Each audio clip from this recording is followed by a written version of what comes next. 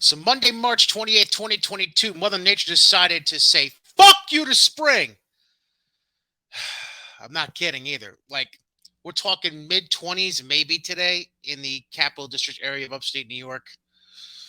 I was freezing my balls off so much when I woke up this morning, I had to turn the heat back on. But, that doesn't mean you should turn a blind eye and just be like, oh, that means we got to keep the heat on for another few weeks. The AC can wait. No, no, no, no, no. Don't wait. Don't wait. Because it's never too early to start thinking about your air conditioning system for the spring and summer when, it actually gets warm eventually. So you're going to want to call now for preseason pricing on John Goodman Central Air Conditioners, or you can even look into some Fujitsu mini splits, maybe. Well, they got that, all that and more at Johnstone Supply in Troy on 6th Avenue.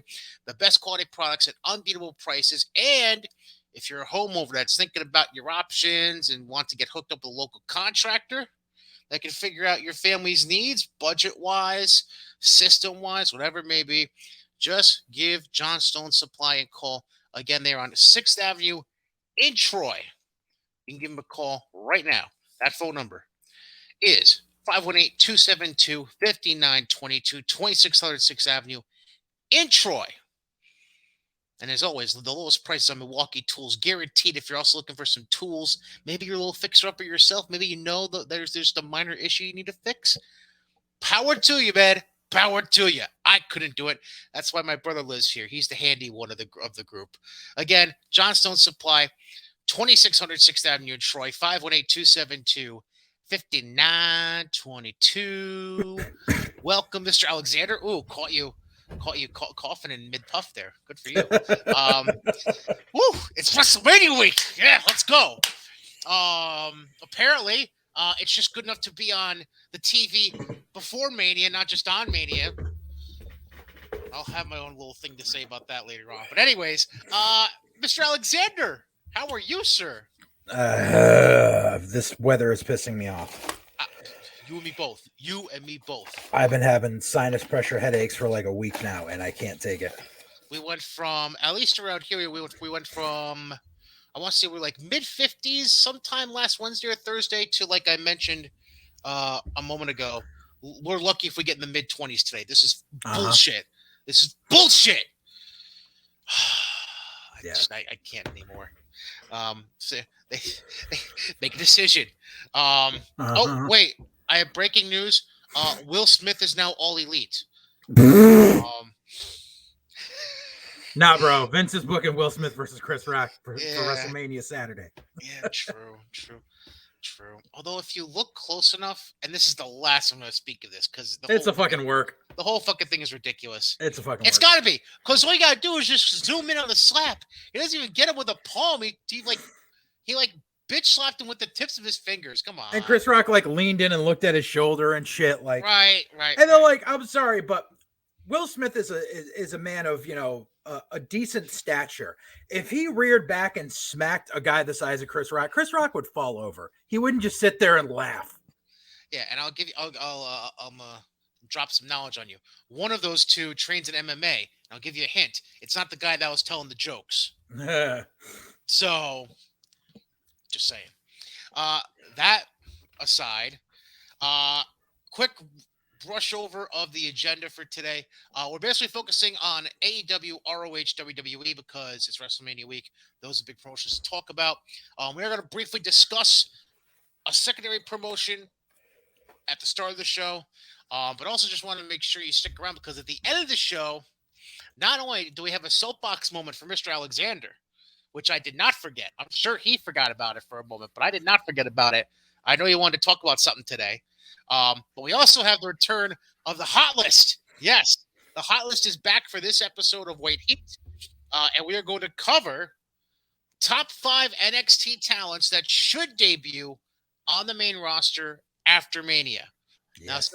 Now, we know they're going to. It's just opinion. I have a feeling we agree, really, on these.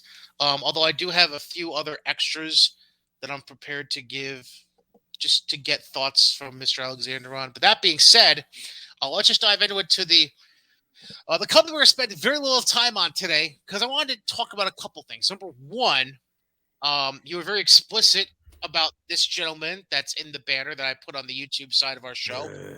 Ugh. Zack Sabre Jr. goes and win what I believe is his second New Japan Cup, if I remember correctly. Yep.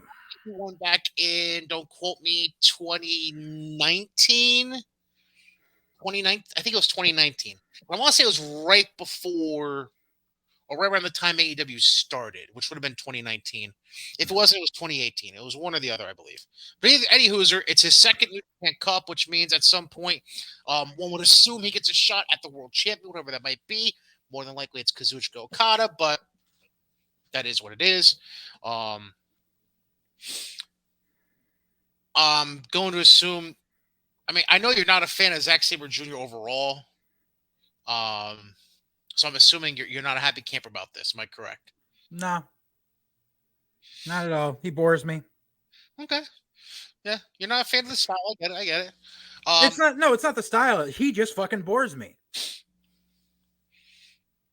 Oh, you mean from like a charisma standpoint? Like From a charisma standpoint, and like I'm sorry, but I've seen fucking people work his style better.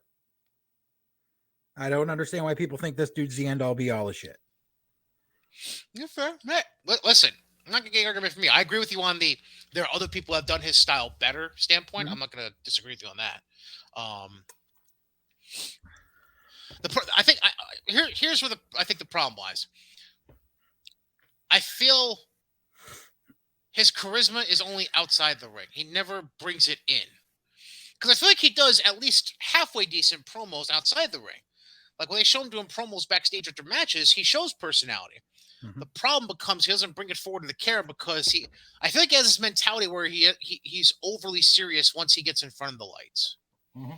I think that's part of the problem. There's got to be a mental blockage in there somewhere where as soon as he steps through the curtain, then all of a sudden shoot wrestler Zack Sabre Jr. comes out and not pro wrestling entertainer Zack Sabre Jr. Yeah.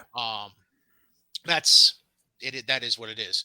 The other thing I want to capitalize on, and as far as New Japan, I just want to run through this card quick that they have for their Friday show in Dallas.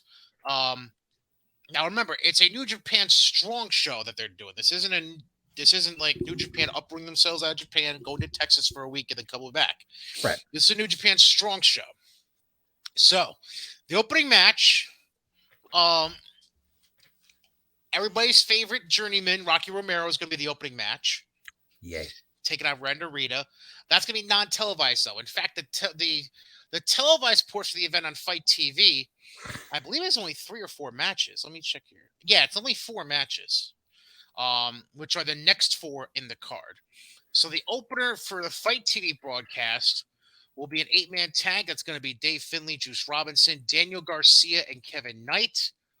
They're going to face the team of Mascara Dorada, Carl Fredericks, Clark Connors, Yuya Uemura. Then we have Killer Cross versus Minoru Suzuki.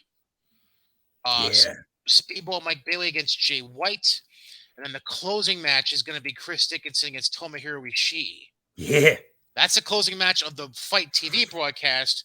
And then afterwards, there will be, let's see, I believe 3 TV taping matches. No, 2. 2 matches are going to be taped for New Japan Strong broadcast down the road. The first being Jonah against Blake Christian in one-on-one action. And the second, a 6-man tag match, DKC, Fred Rosser, formerly known as Darren Young, and Alex Coughlin. They'll take on Tom Lawler, JR Kratos, and Royce Isaacs.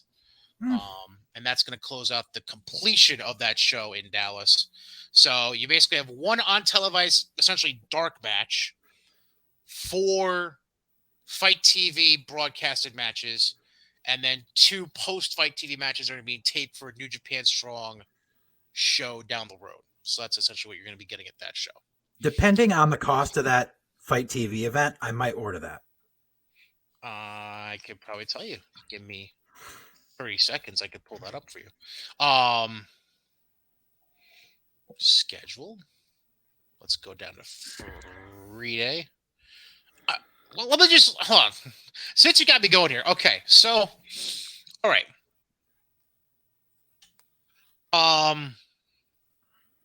If you pull Fight TV's schedule, Thursday alone, you have Now, granted, I'm not sure if all these shows are technically down. I believe they all. I believe most of them are down in Texas, but Yeah. I'll go through it quick. So GCW Mm-hmm. has the Collective, which I want to say that's a 3-day event. I believe they're going. It's 3 or 4 days. It's Thursday, Friday, Saturday, or they also doing something on Sunday as well. Yeah, I think they do like a matinee on Sunday as So well. if you're doing a 4-day package, that's $140. Nope.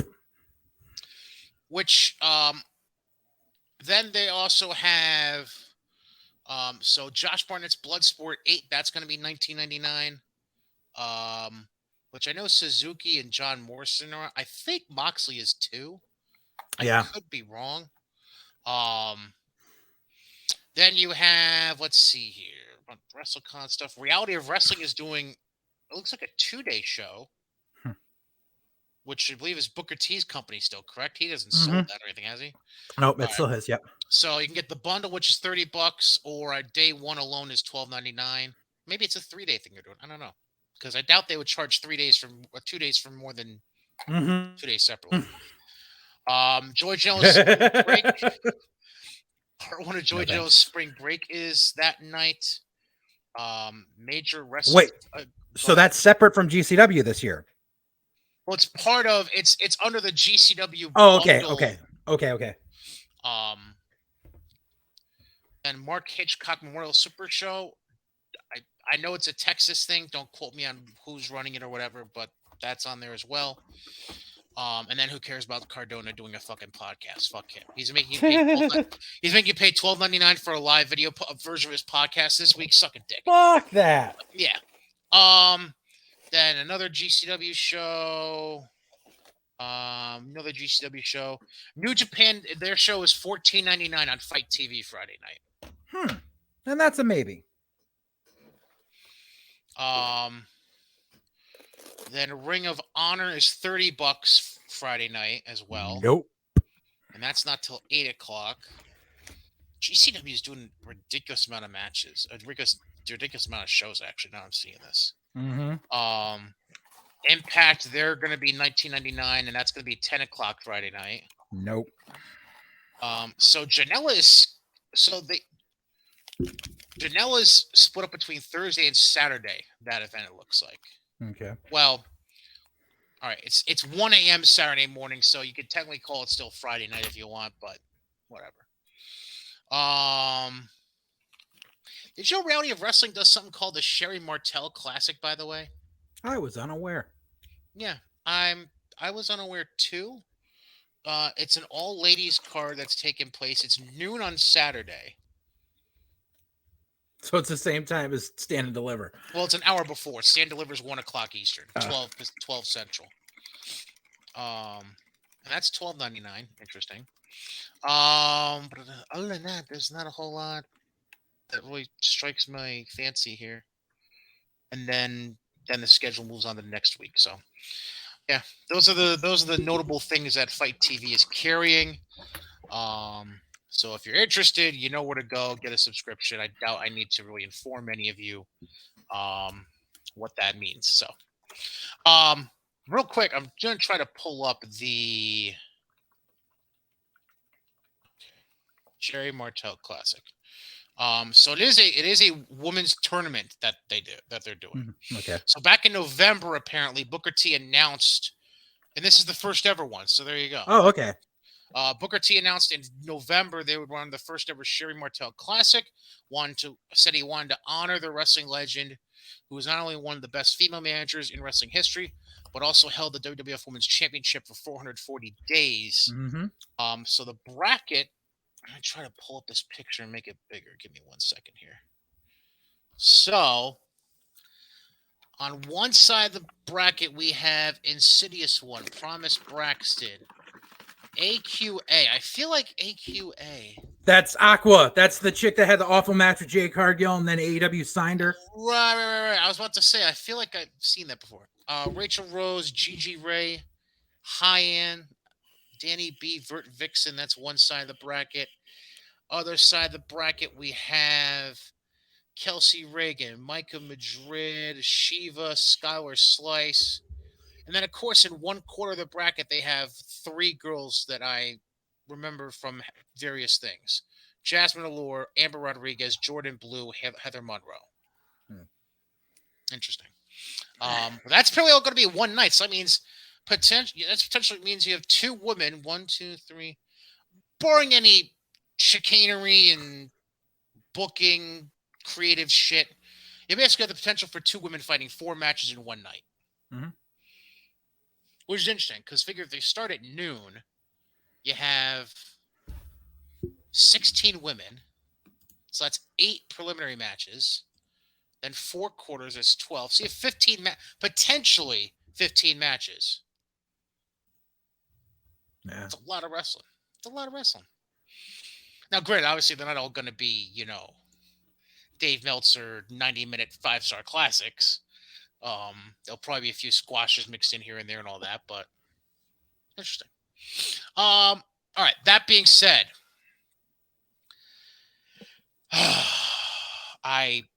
There's one thing that I wanted to mention.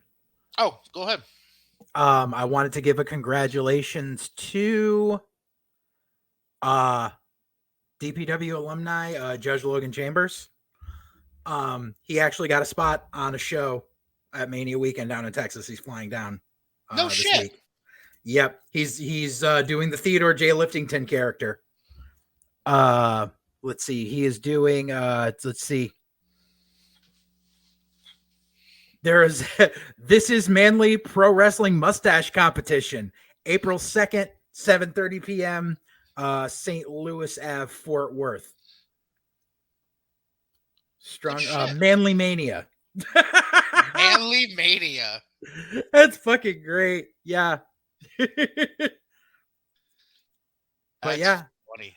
He's it's this big competition he's in with Simon Gotch and Ricky Morton and Gringo Loco, and I'm trying to see who else I recognize on here. Simon Gotch, Jesus. Yeah.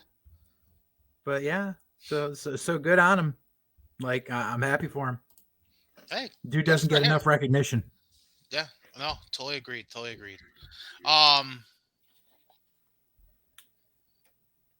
So now we move to.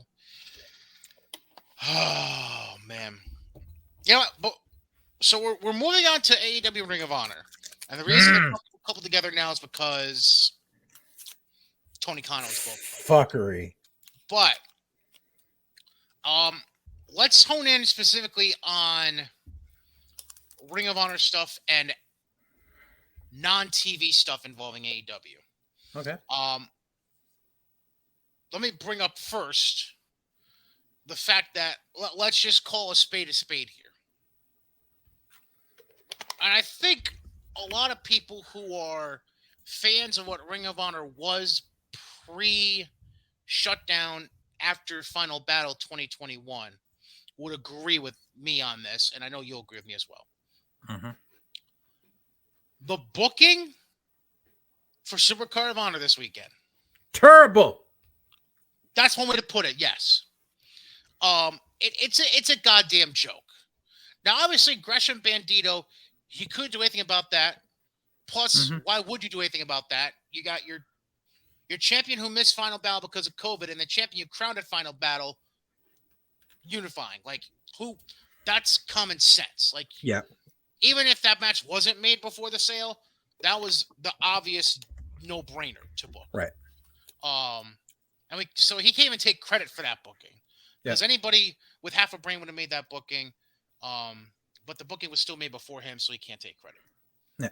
The 4 matches that have been booked since the sale, and by the way, are the only 4 other matches, because there's only a 5-match card as of right now.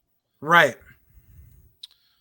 Going from the bottom to the top, as far as non-titles to titles.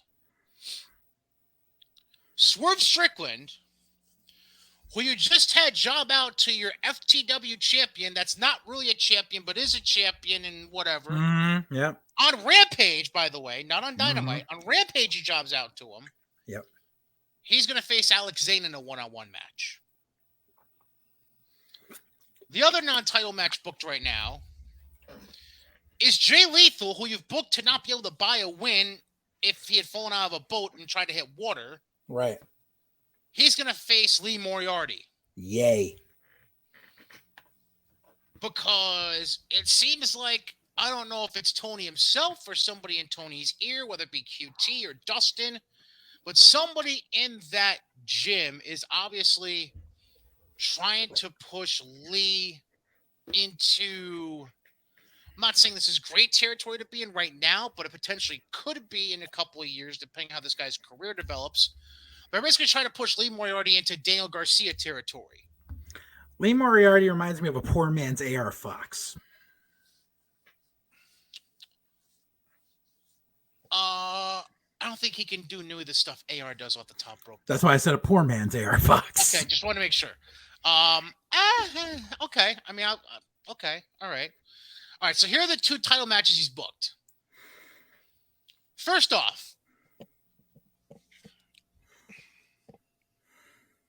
could somebody explain to me how you have all this talent you could pick from out of Ring of Honor talent that some are unemployed, some are working for Impact, some are whatever, plus all the talent you already have predisposed to you on AEW, and of all the people you could pick for a Ring of Honor Pure Championship match against Josh Woods, Wheeler fucking Yuta. So Woods can drop the title to him, and Wheeler Yuta can show up and go to William Regal and go, "Look, I got this belt. Please let me in the house of the Black Combat Club."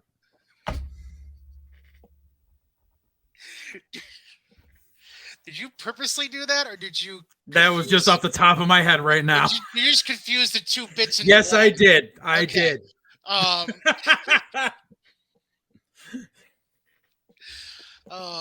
God.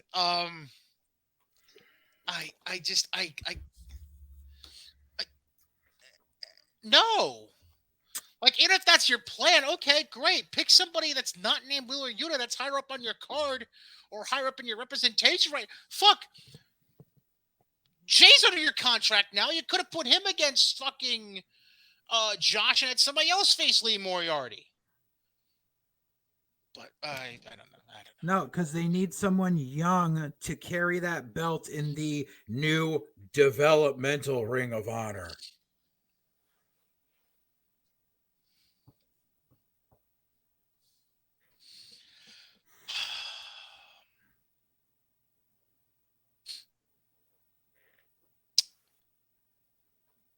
He may be young, but ain't that good. I know. He's 25 and should still be pushing indies in the Northeast, where he's from. By the way, you know where he's from, right? I knew he was from around here. I just wasn't sure pinpoint of where it was. Upstate New York? He's from the Philly area. Oh, Philly. Okay. Like he's a better fit on the big time wrestling card that was running around our parts a few weeks ago than he is on fucking AEW right now. Yep. Like just. And then of course there's the tag title match we talked about last. I think we did talk about it last. You know. Yeah. Briscoe's FTR. The only time you're gonna see it. Which leads into a bit of confusion going on here. So, first of all, Lucha Libre AAA, or just AAA, whatever you want to call it. Yeah. So they're doing a 3 days of Triple Mania events over the course of the year, which hasn't been done in over 25 years. They haven't done it since 96. Right. The first of those 3 events happens at the end of April 30th to be exact. And they've booked a specific tag match involving the Young Fucks and against Rey Fenix and Hijo del Vikingo. Yep. Why it's not Phoenix and Pentagon. Who the fuck knows? I don't know. I don't fucking know. Not my business. It's AAA. Let them fuck around. Do what they do. Apparently, you brought this to my attention. Yep. So the Bucks want to be the tag champs of AAA going into the show, which means now follow this line of thought here, because now this match coming up on Friday. Was it Friday night for Ring of Honor? Saturday night, Friday night, whatever. The Friday match night. they have coming up at Super Card of Honor for the tag titles. It's already a foregone conclusion what's going to happen beyond the Briscoes Twitter bullshit. Yep. Because now you got to feed two pairs of egos. Yep. Because now, because you're the Bucks in this era, Tony, I want the AAA titles. I want the AAA titles, which means there has to be a title switch on AEW television between now and April 30th. Yep. Which gives them, 4 weeks of TV, basically? Yep. To build up and have that match. And I bet you they fucking blow their wad on Wednesday. Not this Wednesday, but next Wednesday. The post-Mania weekend Dynamite. Yeah. Yep. Let's see how they dress that up with a special name. So you have that in one ear.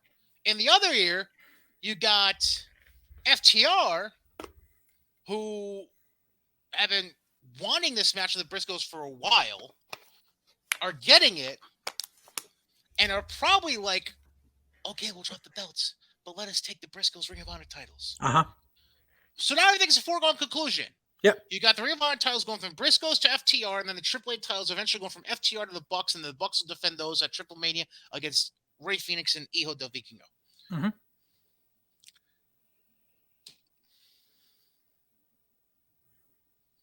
And on top of that, have you noticed the belts on FTR recently? Yeah.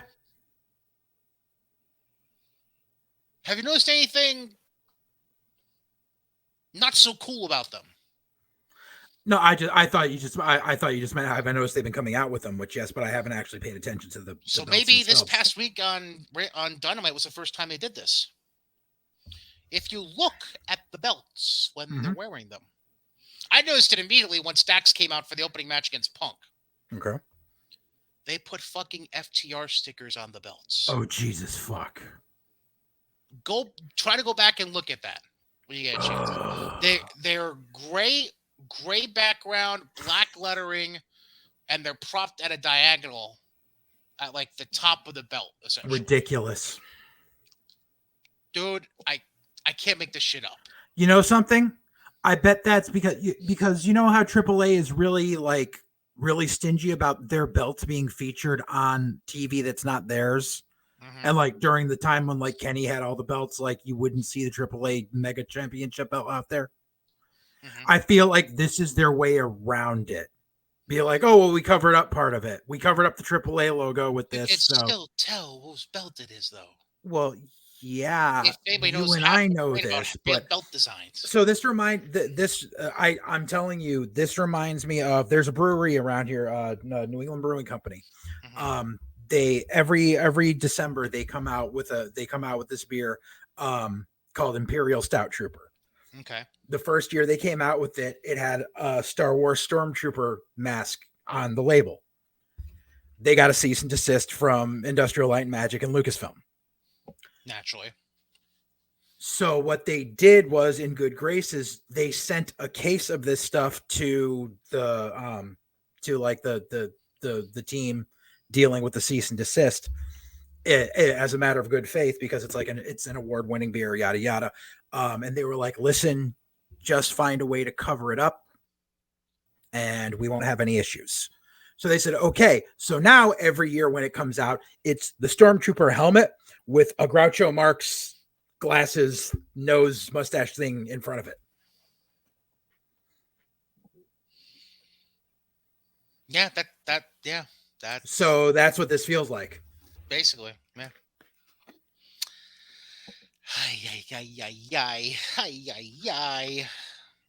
I don't understand it. I don't fucking get it. All right, one last thing before we get into AEW TV. And this is something that actually happened before our last episode 42, but we didn't get into because basically I lost track of time and what we had to talk about. Oh, yeah, that's right. And afterwards I was like, fuck, we didn't talk about this. You want to go ahead and bring it up? I can't with the basement goblins defending this shit. I can't. AEW has signed a partnership deal essentially with DDT Pro Wrestling. I can't. I just fucking can't. Like, I don't know what I can say on the matter that Cornette already hasn't said. Like, This is the company where Kenny wrestled the blow-up doll. This is the company where Kenny wrestled in fucking 9-year-old Riho. I got nothing. Speaking of Asian girls, look like they're 9 years old. Did you hear about Kairi Sane returning to the ring this weekend? Yes, I and did what hear. happened? Oh, did she get hurt? Yes. Oh shit! First singles match back. Injured. Damn. Like I saw a headline saying she returned to Stardom. I didn't know she got hurt. yeah. Damn, Let me try and pull up the article real quick. I know she got hurt. I don't remember how seriously though. Just give me a moment. But yeah, I saw the headline. I was like, Jesus, girl. Like, I don't know. Sorry, I just saw a headline. Oh, here we go. Kairi Sane. I was not laughing at this headline. It was a different headline I was laughing at. Basically, I mean, it's a tricky injury, but it's not like a. All right, so she basically revealed in the post-match press conference that she had ruptured her left eardrum during the match. Ooh, that sucks. Which, yes, sucks, but at the same time, it's like so recovery time for that isn't bad. The recovery method sucks because your equilibrium's off. Right.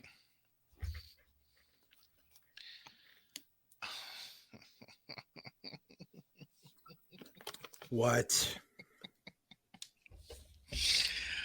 Oh man, I think Tony Khan needs to put like a hush clause on everybody's contract. Oh God, what now? So Arn Anderson, he has his own podcast, right? You know that, right? Yeah. The Arn Show.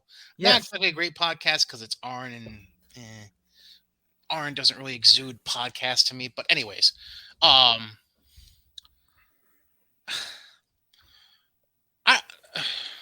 I think does he still do it with Conrad, by the way? Probably. All right. So whoever it was, I'm assuming Conrad, asked Arn if AEW talent appearing on TV and then disappearing for long periods of time is a problem. Arn's answer, quote, I agree 100%. My son being one of those, his debut match was being partnered with Cody. They had a really good match with QT and one of the other kids, but it's been so far back nobody remembers it. He had his 3 or 4 weeks. But then he continued and it almost seemed like he was kind of backtracking a little bit. Now to his defense, because people get sick of me singing Tony Khan's praises, but his intention is, because now he's assembled quite a roster, is to try to get everybody exposed. If you get 1 week or 2 weeks and then they move on, I get exactly what you're saying. In order to get a person over, you have to have about 8 or 10 or 12 straight weeks of good TV. Tony knows what he wants out of the shows. We support him 100%. I do agree that talent doesn't get exposed. And then he says some shit about Dante Martin that means nothing to the conversation. Yeah. Like, don't use Brock Anderson as an example. Brock Anderson does not belong on TV. Yeah, not the best example to use, but the point is made. It's just a poor example. But this is what happens though, and we've said this before. This happens when you sign 150 wrestlers at the same time. Like, like put your checkbook away. Like, stop. Just fucking stop. Yep. Yeah. I just fucking. It's like on the other side of it though. Probably not the best idea for Arn to be talking about himself. Yeah. Just, it's not a good look. Yeah. And I'm sure Tony's going to sit down with him on Wednesday when they get to wherever the fuck their show is this week, because I honestly don't care. I'm assuming it's in somewhere in, although that would mean, 3 weeks in a row of events in Texas, wouldn't it? Yes. Because they were in San Antonio, then they were in Austin, now they're in Cedar Park, Texas. Oh, wait, no, sorry. Sorry. So wait, they're That running in Texas this week. No. My apologies. They haven't deleted the fucking poster from last week's show on the website yet. Oh. That's why I read Cedar Park, Texas. I just assumed first event should be this Wednesday. Nope, it still says March 23rd. Okay. Fucking amateurs. No, this week they're in Columbia, South Carolina. Okay. And then next week they're in Boston, which I'm sure you were aware of. Yeah. I mean, let's call a spade a spade. Remember how Tony Khan up and down said, we will never piggyback off of WrestleMania and run a show on Mania weekend? Like, you went and bought Ring of Honor. The first thing you should have done is said, you know something? Supercard of Honor is going to get moved to another date.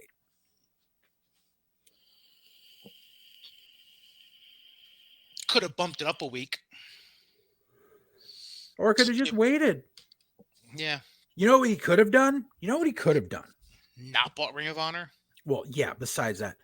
He could have been like, all right, you know something? I bought Ring of Honor. We still have a lot of stuff to go through with structuring. We still have a lot of stuff to go through with contracts and television and how we're going to do this. And he should have held it off. And if he was honestly going to go this route of making Ring of Honor a developmental, he could have fucking worked a deal where Ring of Honor, where fucking Supercard of Honor ended up happening fucking Memorial Day weekend, the day before the next fucking AEW pay-per-view during Starrcast weekend. You're asking him to show some kind of intelligence. You're asking a lot out of him. What do I know? I've just been a booker for God knows how long. Just telling you. You're asking him to make sense. All right. I guess let's get into the TV, even though I don't really want to, but we have to. Yes.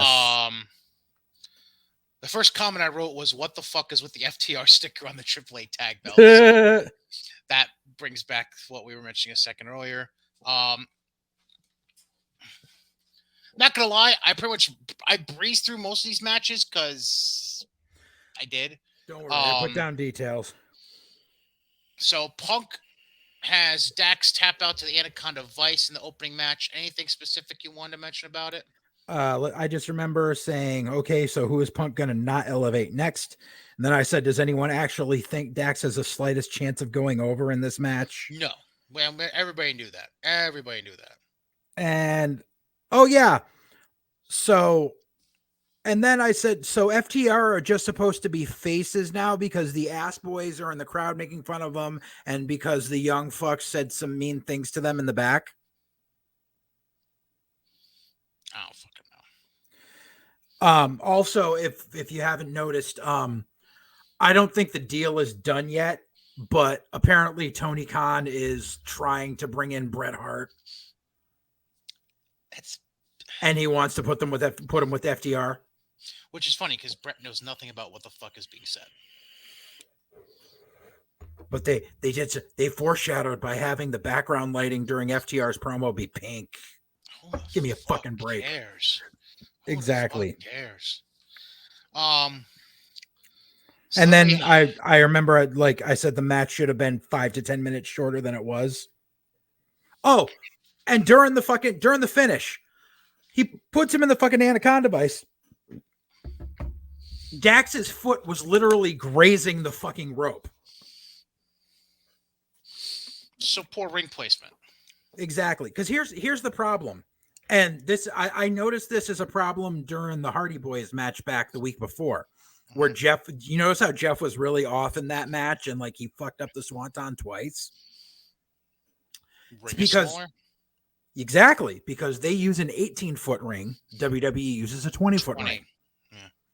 See, and that's a thing like 2 feet doesn't sound like a big difference, but when you're somebody like Punk, difference. Right, when you're somebody like Punk or Jeff or even Dax who got used to it in WWE and NXT, it's like 2 feet don't sound like much, but to a pro wrestler with when especially when it comes to timing specifically, like it could fuck you up. Right. It's a world of difference. Like I recall when we were running the old DPW shows, when we would run at the Portuguese Club in Naugatuck, and then when we opened up our first school, our original ring we bought from Tony DeVito was an 18-footer. Most indies use a 16-footer. 16. Yep. So that's why we would always make sure I was in charge of the ring truck, and I would always make sure we had the ring set up at like 2:00 in the fucking afternoon. So that way guys could come in and like guys that might not be used to an 18-footer could get their bearings in it. Mm-hmm. And that's now you've got it in reverse where you've got all these ex-WWE guys that have been used to a 20-foot ring for God knows how long. And then they have to whip somebody the ropes. They're like, "Holy shit, he's back already!" Like, right. Because I mean, luckily NXT uses an 18-foot ring. So like guys that went from NXT to NXT aren't really having that issue. Guys like fucking Cole and Fish and O'Reilly, but still, right. Like it's something that needs getting used to. Mm-hmm. Well, then we get to the clusterfuck of the tornado tag match. So these are the things I made notes about. Oh my fucking God. Just number one, how many times do we have to see Darby get thrown down steps? Seriously. Because that's gotta be what, like at least the third time he's done that since being in AEW. Mm-hmm. Like Eddie, like I know, like God bless the announcers trying to put it over, but it's like the shock effect of it, like it's gone. It was gone once they did it with Ethan and Scorpio throwing him down the steps at fucking Daly's place. It was done. It was done. Now, fucking Butcher throws him down steps. Who the fuck cares? Who cares? Right. Second thing I made a note of was Private Party doing a side effect to Matt Hardy through whatever the fuck that was. I don't think it was a table. I don't know what the fuck that was on the side of the setup there. Mm-hmm. Then they go to the fucking merch tables, and Jeff hits a swanton bomb on the legs of Butcher and Blade. Not even fucking close to the mark, really. Dude. Here's where I wanted to start talking about some shit that the rant that I wanted to bring up, but here's where I'll touch on it a little bit. Number one, okay, we're on regular ass TV, and you have Jeff do a ladder spot in the concierge through a fucking table. Now, if you notice, you could see the merch. You could see the merch set up on the side. Mm-hmm. This is AEW. These are the guys that were based from Pro Wrestling Tees. If you looked over at the side, like not where they cleared off all the shit for the tables, if you looked over at the side where the cage was, now if you go to a WWE event and you see that caging up, it is covered wall to wall with fucking shirts and posters and belts and everything. That cage was almost empty. There was like 4 shirts on it and like a CD. Like I've seen more merch at an MLW show. So like, how do you expect people to make money? And the reason why is because everyone's got their own shirt on fucking Pro Wrestling Tees. So we don't have to have them. And that's where I'll get to my rant later on. So I'll get back to that. However, also Pro Wrestling Tees is their own company. Am I not right? Am I wrong? Am I right in that statement? Mm-hmm. So why is it all their merch is being made by 1 Hour Tees? Because that's what all those boxes under that table were labeled with. 1hourtees.com, which is a very cheap, shoddy company, which I mentioned how the quality of stuff you get from Pro Wrestling Tees isn't that great. Like, oh, look, I just did some laundry. Coincidence. So the wife got this for me a while back.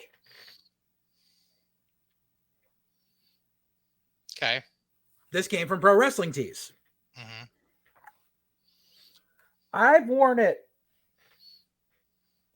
a handful of times max. It's already fucking ripped on the threads under the arms. And the logo's already fucking crackling. Like, it hasn't gone through the wash that many times. Meanwhile, this shirt that I'm wearing here was made by Fright Rags, who I fully support. I bought this shirt 5 years ago, and it still looks brand new. And I've worn it a lot. So I'm just saying. And we'll return to that topic a little bit later. Yes. The last thing I want to touch on about this hot mess of an 8-man tornado tag. The fuck up with Sting and Private Party. No, you don't say. What? I don't even know who to blame that on. Everyone. Like, everyone. That's a two-way street. You blame everyone. I couldn't even tell who the fuck up was on, or if it was on everyone. Like, it was on Sting not knowing what the fuck was going on. It was on Private Party for trying to do another contrived fucking double team maneuver that was a fucking acrobatic tumbling act.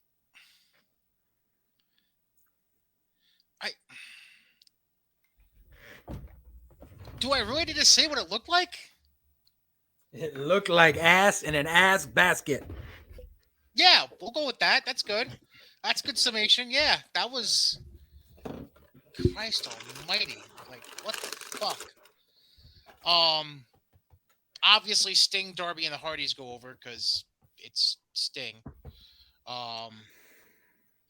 Then FTR is their backstage interview with Tony, calling out Gun Club for next week. Yawn. With the pink lighting. Then we have Mox and Danielson beating up the Blondes for fun. Blonde's got the fucking jobber entrance. Then Mox does a promo. Yay, whatever. And what's her name is still doing the eye patch bullshit. Julia Hart, yeah. Yeah. Hold on, I gotta count something quick here. 1, 2, 3, 4, 5, 6.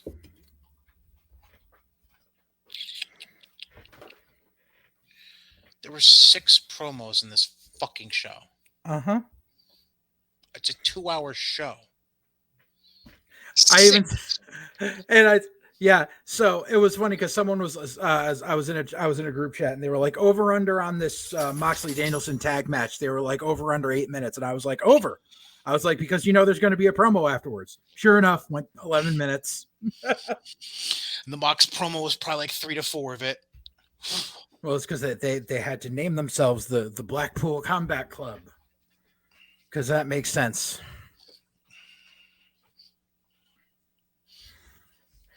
Big Caucasian cock. Anyways, BCC. Like I guarantee they're gonna have to rename themselves because eventually the Bucks are gonna be like, that sounds too much like Bullet Club. We don't want you doing that. They should have done something to Gun Club then, because that's even worse. Anyways, I said that they should just rename the TNT title the picture-in-picture title. Basically. Then we had MJF come out, do his promo, that whole Wardlow thing, whatever. And what do you know? We had another promo segment backstage, where Wheeler Yuta is basically looking like he's distancing himself from best friends because nobody cares. Well, no, the best friends Trent kicked him out of the best friends. Like, it made Wheeler Yuta look more of a babyface. So it's like, you're not going to look. I don't know where they're going with this because you can't take the Fuckleberry bunch and make them heels. Like, that's not going to work because Orange Cassidy gets cheered. Danhausen gets cheered. Right. Especially if Danhausen is what I was going to mention. Like you can make Trent a heel, but who cares? Right. Plus, apparently we're all supposed to forget that apparently everyone in the Fuckleberry bunch is technically part of Chaos, even though besides Rocky Romero and Trent, none of them has showed up in Japan. Right. Then we had Jay Lethal lose to Adam Cole, which I kind of foreshadowed earlier. And then guess what happened after the match? Fuckery. Another promo. Adam Cole promo, which basically was calling out Paige's punk card. Paige comes out, gets jumped by Red Dragon and Cole, and then Luchasaurus and Jungle Bitch come out and chase him away. Mm-hmm. And then what's after that? Another promo! Yeah. Where Sammy Guevara and Ty Conti insinuate that the TNT title that Dan Lambert has STDs. Dude, I fucking can't with these kids. I can't. I fucking can't. Like, This is the most immature fucking 12-year-old fucking potty humor bullshit. And you can't have it both ways. You can't be like, oh, look, we fuck with the belt on, but then go, we want our privacy.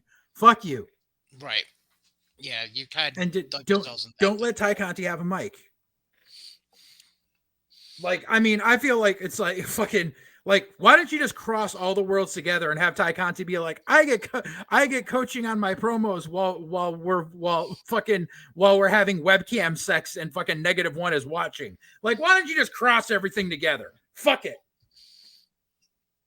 Well, she's also helping him with his timetables. So, all right, what's 3 minus 5? What's 3 times 5? Yes, and more. Wow, that was awkward. Then we have Layla Hirsch beat Red Velvet. Like, okay, good for you. Why does Hirsch always look like she's wearing a diaper? Like, I don't think she's that bad.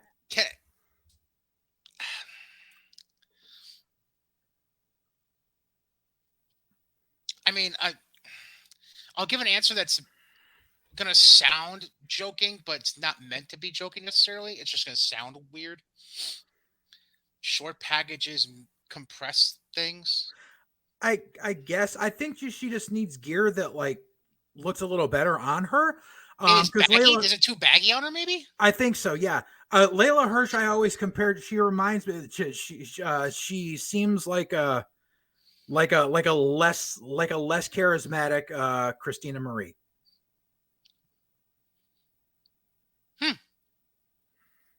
Yeah. Yeah. Yeah. Because she's crushed. That's why. I like Christina Marie. Yeah, should book her. I plan on it. Oh man. So we get, guess what? Another promo. Because we all wanted Thunder Rosa and Vicky to trade Barbs, which means, you know what? It's a new women's champion. Let's give Nyla Rose another shot. Right. Nyla, who's job clean to Britt and job clean to Riho, job clean to every women's champion. But not only that, let's have Vicky Guerrero out there fucking throwing fucking xenophobic fucking epithets about being Mexican at Thunder Rosa. Yep. Like, you married a Mexican. Yep. Yeah. Yeah. I mean, we'll just, yeah.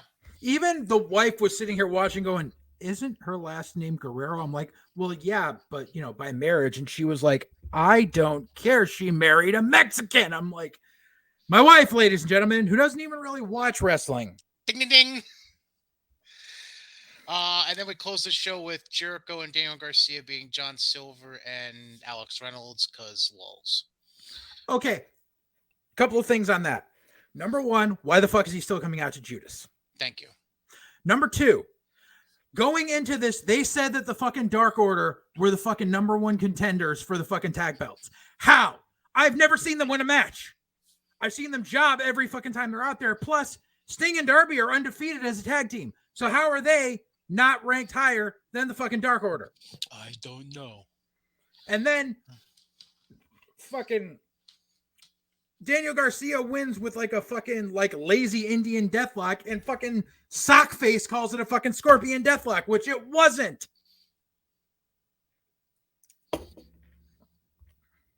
Can we also stop giving Matt whatever the fuck his shoot name is? Matt Fuckface. Matt Menard. Stop giving him cocaine. Or microphone, that too. Mm-hmm. Like, I don't need to hear his voice. I really don't. I really fucking don't. He's terrible. I prefer putting the mic in front of Jake Hager at this point than fucking Matt Menard. Like, please. I just want to hear his Oklahoma lisp. We the people. Anyways, I'll blow through Friday's Rampage for you real quick, because I know you probably didn't watch it. I'm assuming. I read the spoilers, so I know that Ricky Starks went over lethal. I know that I've read the results. All right, well, I'll run through it quick. So we had Dustin Gig, but still beat Archer. Oh, and then, yeah. And then go Archer, through a table. And then Dustin Giggs more after the match from an Archer attack, and then gets put through a table by Archer. Yep. Because that was Texas. That was literally Tony Khan's way of giving closure on the Dan Lambert Cody Rhodes story. Oh, I know. I am well aware of what the purpose was. Nobody cared. Um, then we had Fuego del Sol cut a promo because that's worth part of your 1 hour And television then every he Friday got night. fucking laid out The House of Black. by the House of Black. Yes. Oh goodness gracious. Um, I'm trying to remember who the hell even ran down to check on him.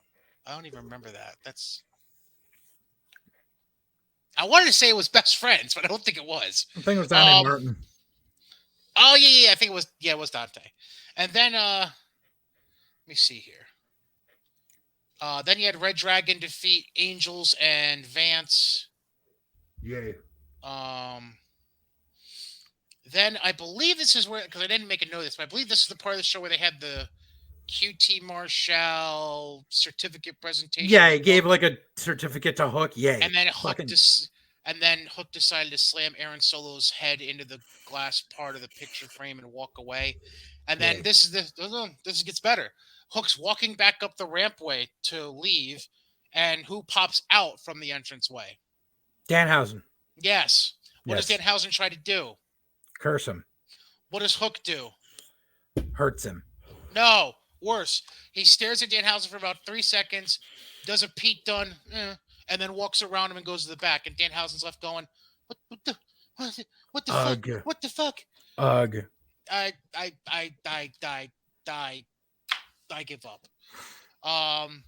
Then Nyla Rose squashes Maddie Rankowski, and then, like you mentioned, the main event was Starks retaining the FTW title over Swerve, with Hobbs getting involved. Then Hobbs and Starks jump Swerve. And Keith Lee. Keith Lee comes in to save Swerve, and now we're basically setting up a tag team match for Rampage in 2 weeks. Yay. Because God knows you're not going to put that match on Dynamite because you have too many other mouths to feed on Wednesday nights. Yeah, God forbid you take all these new editions of these big surprises and put them on your fucking flagship show. Nope. Fuck it. Oh, did you also see how Tony Khan is telling everyone to fucking stay to the end of Supercard of Honor and to not leave early because there's other shows that are happening? Huh? So, because there's a whole bunch of other fucking shows happening on Friday, like including like the fact that the Briscoes are working double duty on Friday because they're working ROH, but they're also working the Impact show. Mm-hmm. Tony Khan has gone out and said, do not leave Supercard early because he's leaving something for the very end of the show. Supposedly, and I doubt it's going to be, but supposedly he's teasing that it's going to be Cesaro, which I highly doubt.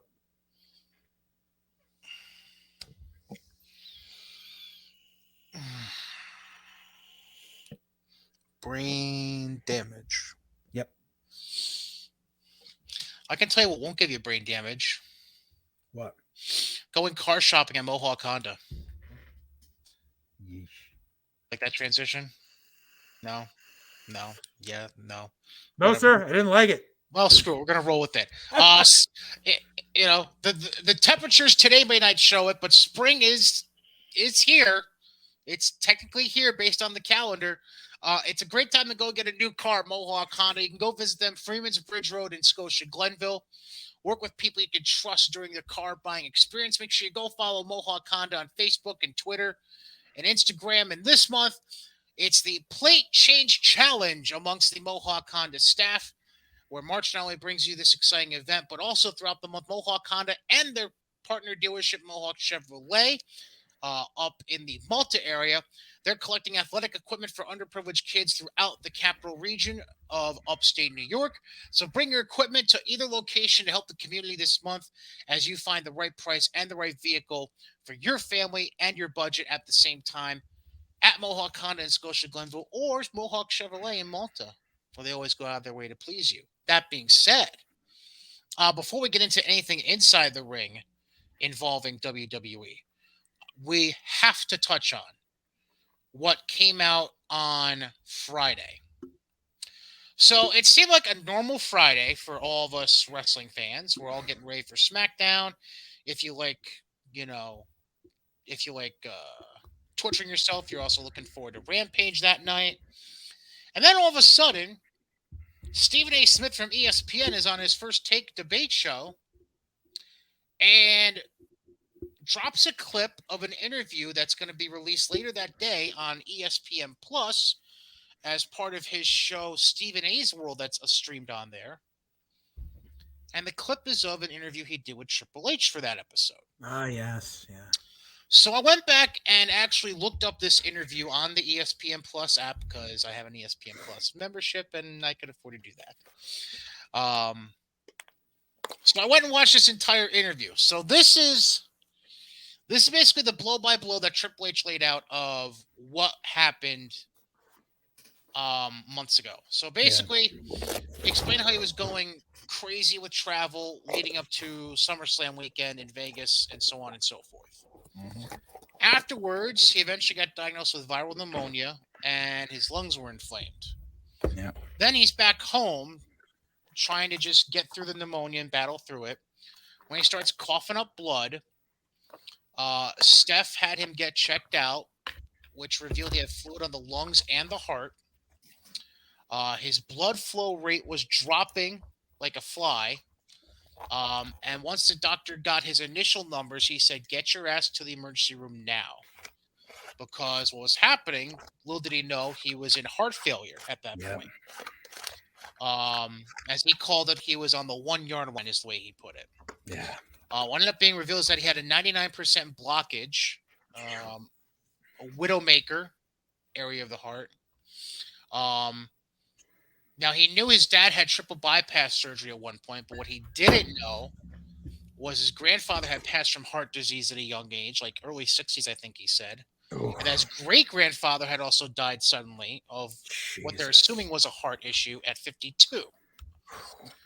So, and he had never had high blood pressure or high cholesterol. He never had any warning signs. He never had to take any medications before this. And then all of a sudden, he's like days from death, essentially, before getting a defibrillator put in his chest. Yeah.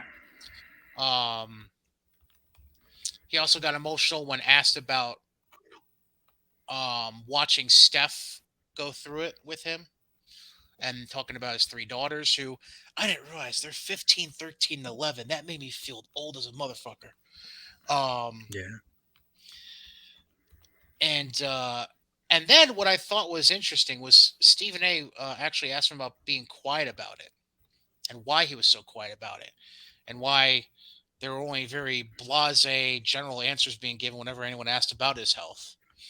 And this one, this answer almost got me. Basically, he said it was the reason that everyone was being quiet about it and just giving plain answers is because he was very uncertain about his future. He didn't know if the defibrillator was going to work and this and that. Right. And then obviously the topic of being in the ring came up. He said he's done. Mm-hmm. And this is interesting. I don't think this ever came out.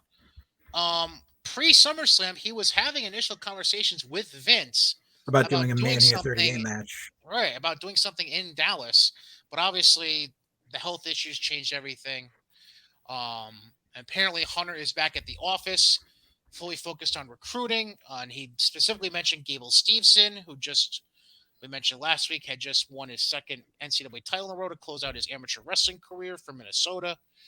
But he also did mention that while he is back at the office and fully focused on recruiting, he did say specifically that his endurance isn't quite what it used to be. Yeah. So that's the breakdown of the Triple H interview. I didn't bring this up to you before the show, JJ, because I wasn't sure how much of it you had seen, if you had seen just the one clip or the whole thing. What about that interview stands out to you and tells you how things might go in the future as far as Triple H, the executive, is concerned? So I think that as of right now, like, he's going to just kind of be riding a desk in Titan Tower for a bit. Mm-hmm. I do believe that he will return to his original roles in due time. He's just got to get that endurance up as it is. I think he'll be doing a lot more like working remote, booking via Zoom, stuff like that, rather than having to travel to Florida every week. Right. Um, I think the fact of the amount of the what do you call it, the good health that he kept himself in, and the amount that he works out was a major factor in him not crossing over during this. I think that helped a lot. Mm-hmm. Um, and it's just a good thing we still got him. And what really pisses me off is people fucking saying, "Oh, this is a work." No, this is not a fucking work. Like a buddy of mine messaged me, and he hasn't really watched wrestling a lot, so he's like, Tripp said he's retiring, so that means he's showing up on Raw in 2 weeks, right? I'm like, no, dude, like this is what legit happened from the interview. He was like, oh shit, damn, okay, sorry, and like, so like a person with regular ass common sense is like, okay, I get it, Right. but meanwhile, you got these people like it's a work, and he's good, blah blah blah. No, I will tell you this: whenever he shows up on TV again, like just like a come out high wave or whatever, like for whatever it is, like if he comes out like for like a special edition of Raw, or gets shown on TV like at Mania or something like that, whatever it is, He's not getting physical again. he's not getting physical again. But the second the camera hits him, Oh God. the pop that audience gives is going to make his return at MSG sound like a popcorn fart. Like it's going to be insane. Do you think maybe they do that at Mania? I don't know about Mania. Not sure. It would be nice if he shows up like Or Hall of Fame, maybe? maybe Hall of Taker, Fame. it is Taker going in after It all. is Taker going in. It would be nice if he showed up at Stand and Deliver. Yeah. That'd be nice. It would be nice. But if he doesn't, I'm not going to fault him for it. He Right. needs to recover on his own time. Mm-hmm. Of course. Yeah, it's just weird because like we got like dribs and drabs of what was going on, Mm-hmm.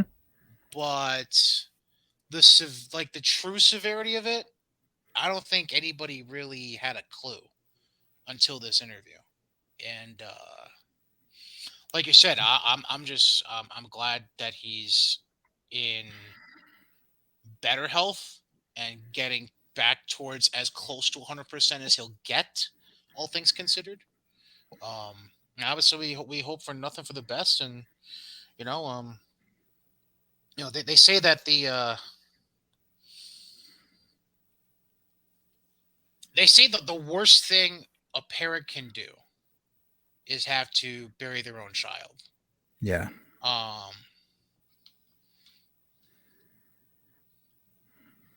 And yeah, like Mm-hmm. that would not be, yeah, like that's just not cool. And Right. so to see that he's in better health is obviously very good. Plus, just think of he's got 3 daughters, man. Yeah. Like,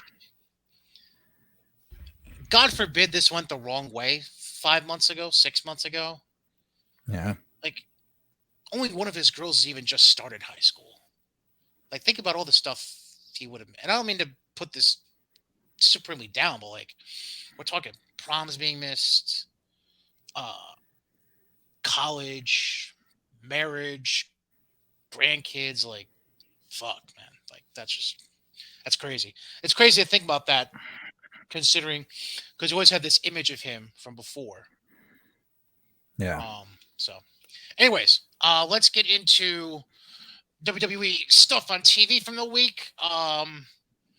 Just gonna kind of roll through. Feel free to stop me whenever you want. I do have a major bone to pick with somebody from Raw. Okay. We'll get to that in a second. So they start off with KO coming out mocking Stone Cold with the head cover and the shirt and the knee braces. That was good shit. That was an A+, and then they did the old the fake out. Cue the music fake out from 5 minutes in. Well done. So then we have so a lot of Rollins coming in and out of this show. This is the first time it happened. Mm-hmm. So the Mysterios are facing the Dirty Dogs. Rollins comes out, interrupts the match. His mic getting shut off though. So then he disappears and they go to commercial break. We come back. Mysterios and the dogs are still fighting. And Dom ends up pinning Rude. But then the dogs and Miz take out Mysterios. Miz gives Ray a skull crusher finale on the floor and then takes his fucking mask. Yep. We haven't done that before in WWE. Because we've never seen Ray without his mask ever, ever, ever. Never, ever, ever, ever, ever. No, ever, never. What was it? The fucking what the fuck was that stable? Filthy Misfits in Animals. Actions. Well, yeah, Filthy Animals. Sorry, yep. That's what I was. Yeah. Then we have Omos beat Aziz and Cruz in a 2-on-1 handicap match, which everybody saw coming as soon as they introduced the match. And then Omos got because they had to give him a fucking microphone. Why? Like why? Fucking why? Then AJ cuts a promo. Seth interrupts again, asking for a match to where the loser is out of the Edge match, the winner's in.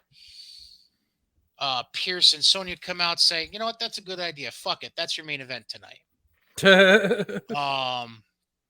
Then we have this is my pet peeve. It's my pet peeve. You had it last week too. I don't remember who said it. Okay, fucking Shayna Baszler and Natalya. They beat Liv and Rhea. Do you know what they beat them with? Heart attack? Oh no, Jimmy. Yes. Yes. Yep. They beat them with a heart attack. What the fuck did Jimmy Smith call it though? I was not paying attention. He called it an assisted clothesline. Motherfucker, it's a heart attack. Yes, you can call it that because Natalia is a fucking Neidhart. Call it a heart attack. Right. Oh, God. And then, on top of that, you had, if I remember correctly, before the match, you had Carmella and Zelina bitch slap each other, essentially, and get into a fight, and people were like, oh, the shit's falling apart. And then you had them lay out all four of the people that were in that tag match afterwards, and they hugged and like, oh, we fooled you all. Like, please, fucking whatever. Anyways, then Becky comes out, does a promo, decides to quote the Bible during it, which is whatever. The exact quote, by the way, hang on, because I actually had to look it up to see what the fuck she was quoting. The quote was, for what shall it profit a man if he should gain the whole world but lose his soul and soul? And that's apparently a verse from that was said in one of the Gospels. Why we're quoting the Bible now, I don't fucking know. Because reasons, apparently. What else? Okay, then we get Finn Balor in a non-title match against Austin Theory. He ends up beating Austin thanks to a distraction from Pat McAfee because Pat just decided to fucking show up on Monday night, apparently. Yep. Then we got RK Bro beating Alpha Academy. Profits attack both teams afterwards. I feel like we're getting a full-fledged Street Profits heel turn. I'm starting to feel it too. More so Montez and Dawkins, but it's slowly coming, I think. Then we had a 2-minute intergender tag match, I think it was. I don't fucking know. Reggie and Dana Brooke against Tozawa and Tamina. Yeah. Doing the whole Tower of Doom swimming pool fighting kind of gig thing, which was stupid. Then the main event, Styles beats Seth because Edge comes and attacks Styles with the chair, which causes a DQ, which means Seth is still out of WrestleMania. Follow up to that, Seth shared a picture of a text message with Vince McMahon, using air quotes here for those not watching YouTube, in which Vince says he wanted to have a meeting with him in Titan Towers at 9 a.m. And where the fuck is Raw tonight? Your guess is as good as mine. Yeah, I have to look it up. I honestly don't remember where the fuck Raw is tonight. Damn, where is it? I'm drawing a complete blank right now. I don't know no, I was going to say Portland, Oregon, but no, that was them promoting a future show. Holy shit. Where the fuck is this show tonight? I'm sorry. Like, you would think it'd be right there on the. No, it's not. No, it's fucking not. Okay, let's go to the preview for tonight. They are in. Doesn't say. Doesn't say. Hold on. It doesn't say. Like, how do you not say? Like, what are we doing here? What am I missing here? Let's go to tickets and see if I can find anything. No, there's fucking nothing. Pittsburgh. Oh, they're in Pittsburgh. Lovely. And then you have Dallas, Dallas, Dallas, Dallas, and then they're in Providence for. Oh right, that's yeah. I forgot about that. Okay. All right. So basically, they start their Dallas shit Friday because I'm assuming NXT is gonna be live Tuesday from Florida. Yeah. That's my assumption. Yeah. Okay. All right. So we'll get back to that later. Any hooser. So yeah. So that's a tease into Raw tonight. Also for Raw tonight. I don't know why I just closed that window. I'm an idiot. We have. There was supposed to be a tag match.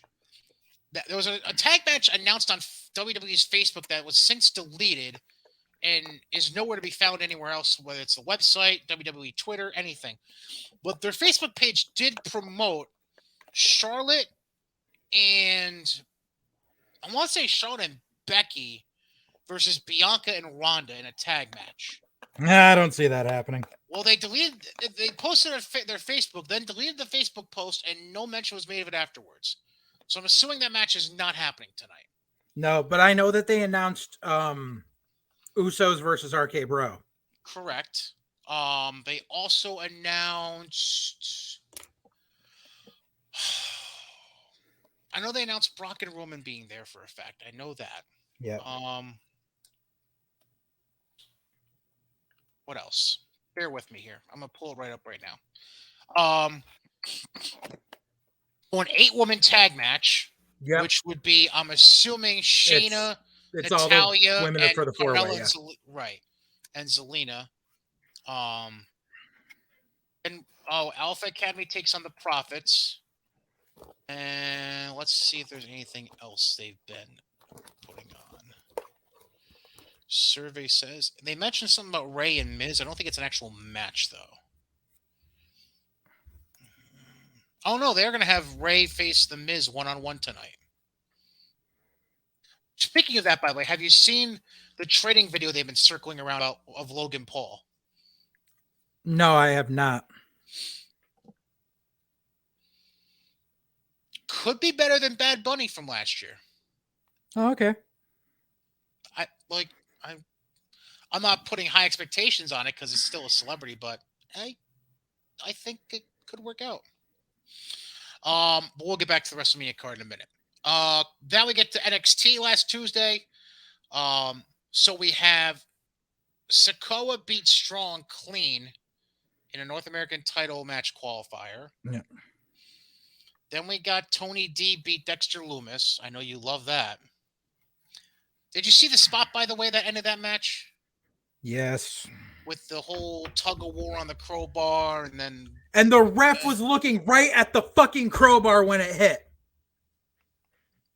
Yeah, that was weird. Speaking of weird, Elektra Lopez in wrestling gear, that's weird. She beat Fallon Henley.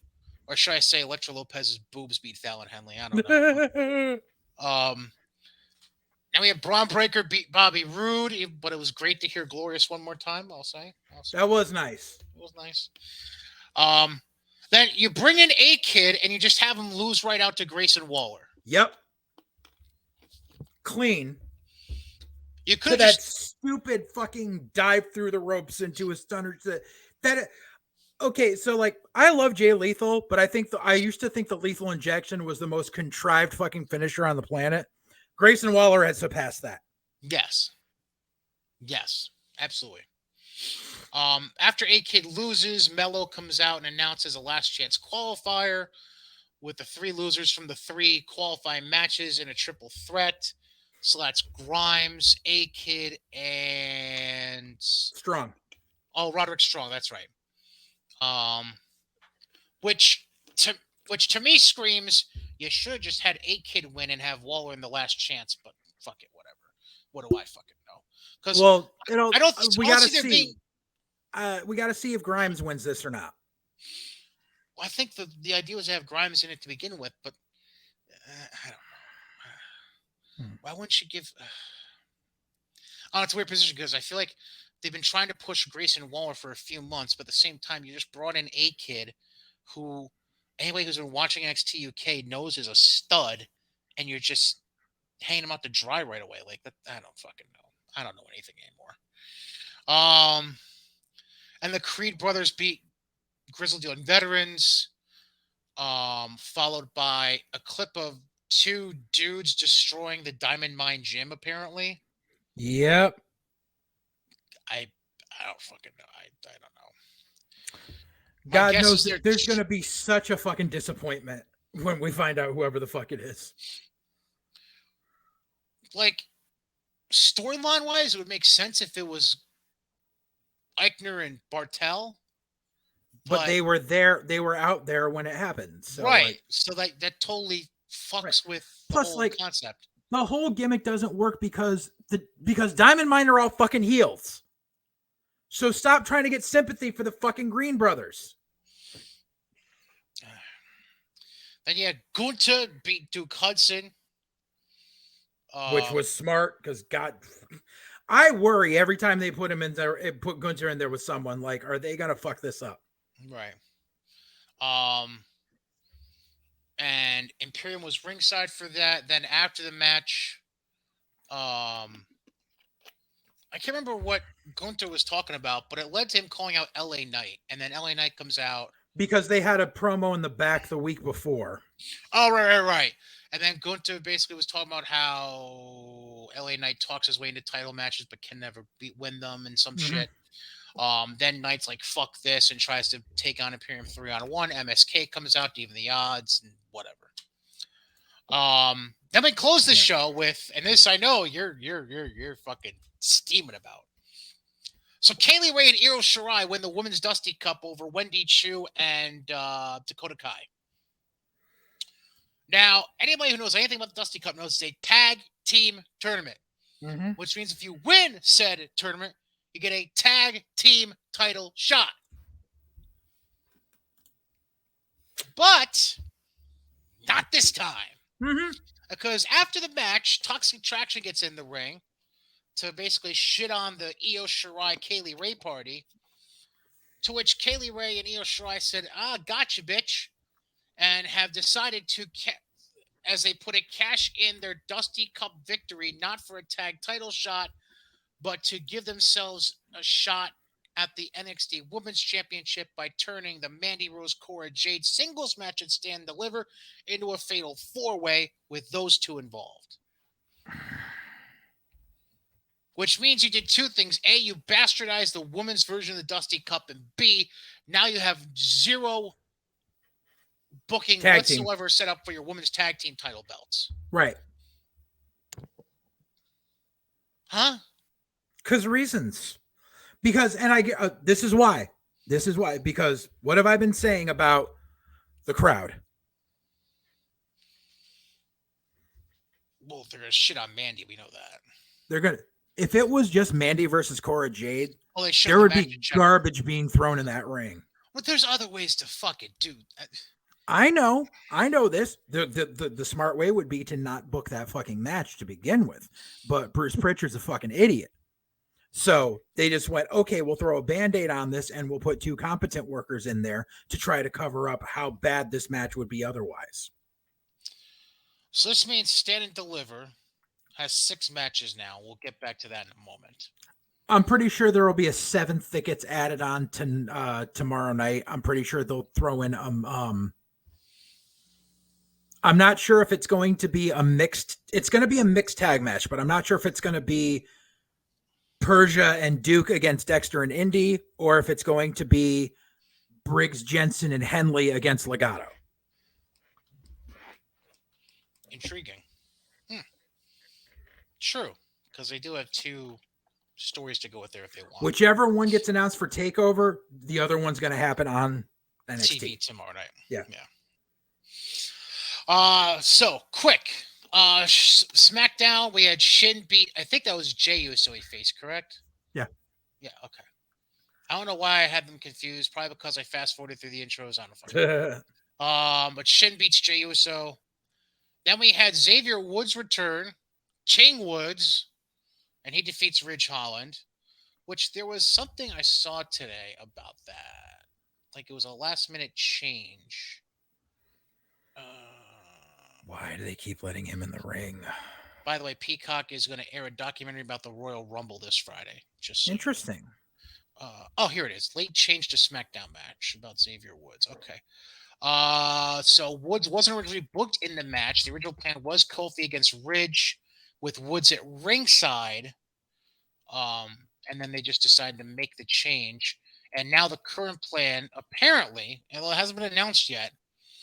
The original plan was going to be New Day versus Sheamus, Butch, and Holland, but obviously Big E's injury fucks that up. Yep. They're going to pull Ridge out of the match, it looks like. Right now. Good. And they're going to have it be Sheamus and Butch, a.k.a. Pete Dunne, against Woods and Kofi. Good. At least that's what the report is right now. Obviously, a lot can change in 4 days with SmackDown coming up on Friday. Speaking of SmackDown, we continue with that. Ronda and Charlotte promo, where Ronda decides to go off script before Charlotte's even on the screen and go, why is the women's title called the women's title? Why don't we just call it the SmackDown title? Fucking woman! Maybe because you have women and men on the roster? If you just call it the SmackDown title, nobody would know what the fuck it is? Details. Like, I know they're doing this whole thing where the women aren't called divas or superstars as well. I get that. I fully embrace that and whatever. But there's just certain shit where it's just like, stop talking. Like, think before you speak. Plus, Ronda on the mic in general is just not good. Yeah. Not fucking good. And the whole promo itself, because Charlotte was on a screen instead of in person, it was all just, it had no good feel to it. Yeah. Then we have Ricochet job to Garza and Humberto to set up a triple threat match for the Intercontinental title this Friday on SmackDown, because getting booked the week of WrestleMania is just as good as being booked on the actual show. Yes. Yeah. I have thoughts on that. I know. We'll get to that in a second. Sasha beats Shayna, Zelina, and Rhea in a fatal 4-way, because they were all representatives of the 4 teams that are going to be in the women's tag title match at WrestleMania. And then, just a general question. Are we just going to preface every Brock championship match with Brock destroying vehicles every week? Like, is that the deal now? Because now he fucking takes, what was it, like a pickaxe he used or some shit? Yep. It was a big ass, like a pitched pickaxe. Yep. And he just takes out the windows and bangs the hood of the Suburban that they had for Roman and Paul. Like, Babyface is committing vehicular manslaughter. Yes. Well, that was last week, but yeah. Right.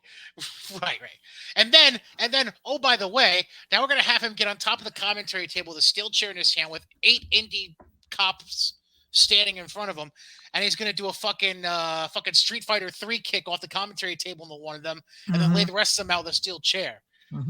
Like, I didn't know his name changed to Ryu all of a sudden. Like, what the fuck is this? Yeah. Like, I was trying to figure out which indie guys they were there, because they were at Barclays, but I couldn't make out who the fuck it was. They all look the same when they're face down after a steel chair shot.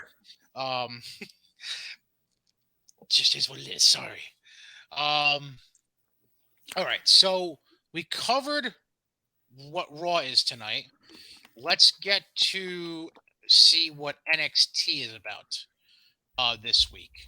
I'm not sure if they've really announced anything per se. I don't think they have. But let's check it, see if there is anything. So they do have the Grimes, A-Kid, Roderick Strong thing posted. Yeah, the 3-way, yeah. Excuse me. What else? LA Knight and MSK are going to face Imperium in a 6-man tag. We kind of saw that coming. Okay. Briggs and Jensen are going to be in tag action against Legado del Fantasma. I'm assuming that would be Joaquin Wilde and Raul Mendoza. So then that means the girls are going to be in their corners, which means we'll get Indy and Dexter against Duke and Persia at Stand and Deliver. Probably. Oh, great. Guess who has another match tomorrow night? Stupid fucking ass bitch. Wow, how the fuck did you know that's who I was going for? Yes, Nikita Lyons. That's correct. Ivy Niles going to go one-on-one against Tiffany Stratton. Okay. So another heel versus heel match for the fuck of it. Oh yeah, I forgot about this. Bodie Hayward's gonna stand up for Andre Chase and chase you and go against Von Wagner 1-on-1. Yay. Oh boy, oh You know boy. something? They might have something with that Bodie kid. And maybe if they just keep Andre Chase as a mouthpiece, that might work. Uh-huh. Uh-huh. Oh, I actually got to catch Level Up on Friday again. Oh, okay. All right, we'll get to that in a second. And then uh they're teasing something involving Gacy and Draco Anthony to continue that storyline. Yes. I'm not sure if it's an actual match, but they're teasing it within the preview.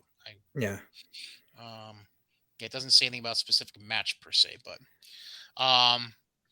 you mentioned Level Up, by the way. I did in passing find the name of the person you were talking about with me. Lil Atari? The one in all red against Gacy. Yeah, Bob. Oh, yeah. Oh No, I know they went under the name Lil Atari or MIG on the Indies. what are they? I thought they call him Quincy something. I can't Quincy remember. Royce or something. Yeah. NXT Level Up results. Let's pull that up. Hang on. Quincy Elliott was the Quincy name. Elliott. Yes. Yes, and then there are two other matches there. Yeah. Ivy Nile beating Kiana James by submission. Mm-hmm. And then I would assume the last match was decent. And It was and Blade against Jacket Time. It was all right. Like that's what they set up that match after on the first episode of Level Up. But I mean, it was just like it's fucking Kushida and fucking Kushida's there to be the fucking job guy right now, and I don't like it. Yeah. All right. WrestleMania SmackDown. So I mentioned we have that triple threat for the Intercontinental title coming up. And the Andre Battle Royal.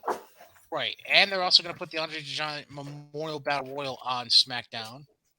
Which, by the way, based on the looks of the picture that they have for it, the promo, these are the competitors. I'm not sure if it's all of them, but these are who will be in it.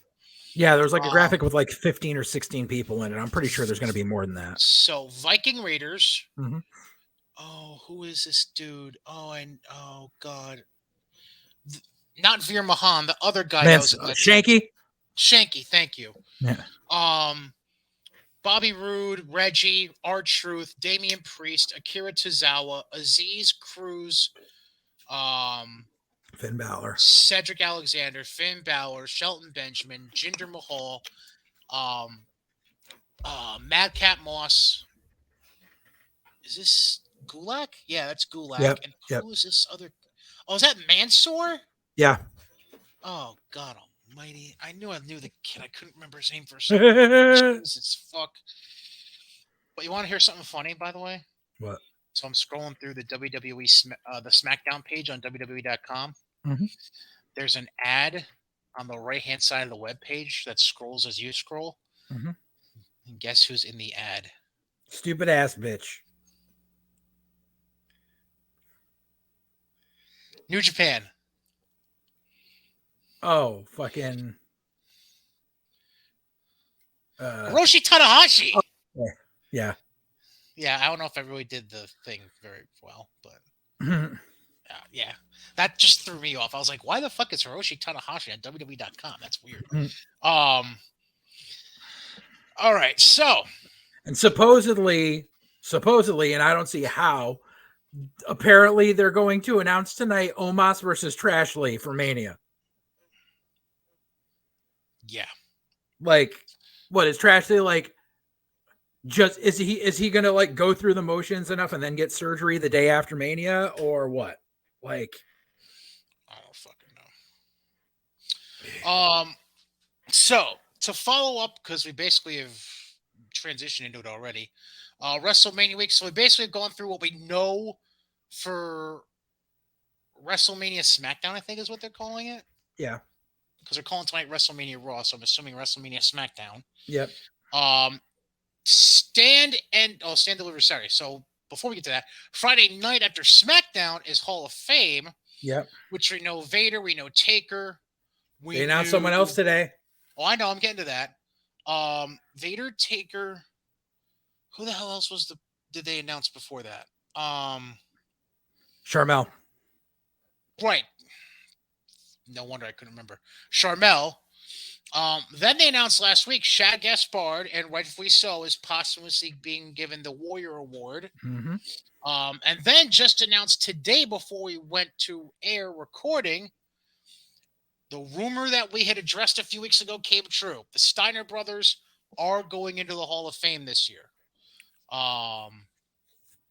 Apparently, Vince has always had an open door saying, I'm willing to talk whenever Scott wants to talk, and Gee, I wonder who's inducting them.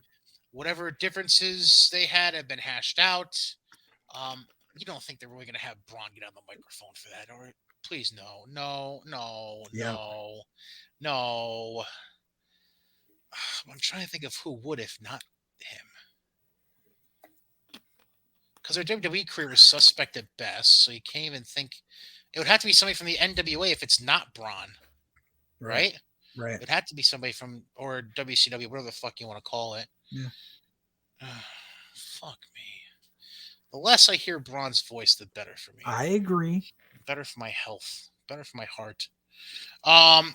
So then we get to Stand Deliver Saturday, which is basically the matinee warm-up show for WrestleMania Saturday. Which, as of right now, this is the current booking for that show. Like I mentioned earlier in a tease, it's 6 matches for the card. Suspicion is they're going to add 1, maybe even 2 more after NXT is broadcast Tuesday night. But this is the card as it stands right now. LA Knight 1-on-1 against Gunther. Which, by the way, did you catch that? I was shocked he didn't do the whole "it's Gunther" thing, because I'm pretty sure that Alicia Taylor announced his name incorrectly both in the intro and the winner's announcement. But anyways, that's just me being nitpicky. Then we have Ciampa against Tony D'Angelo, because everybody wants to see Ciampa get jobbed out before he goes to Raw. It's a tease for the hot list. Third, we have Imperium defending the tag titles against the Creed brothers and MSK in a triple threat. The Fatal 4-Way for the women's title, Mandy Rose defending against Cora Jade, Io Shirai, and Kaylee Ray. Fatal 5-Way for a ladder match for the NXT North American titles, Carmelo Hayes defending against Santos, Solo Sikoa, Grayson Waller, and then anyone out of Grimes, A-Kid, or Roderick Strong. And then finally, NXT title, Dolph defending against Braun Breaker. I'm going to just throw out at random, I'm going to say... I'm going to be honest, the hardest one for me to pick right now is the North American title ladder match. Yeah. And the reason I say that is because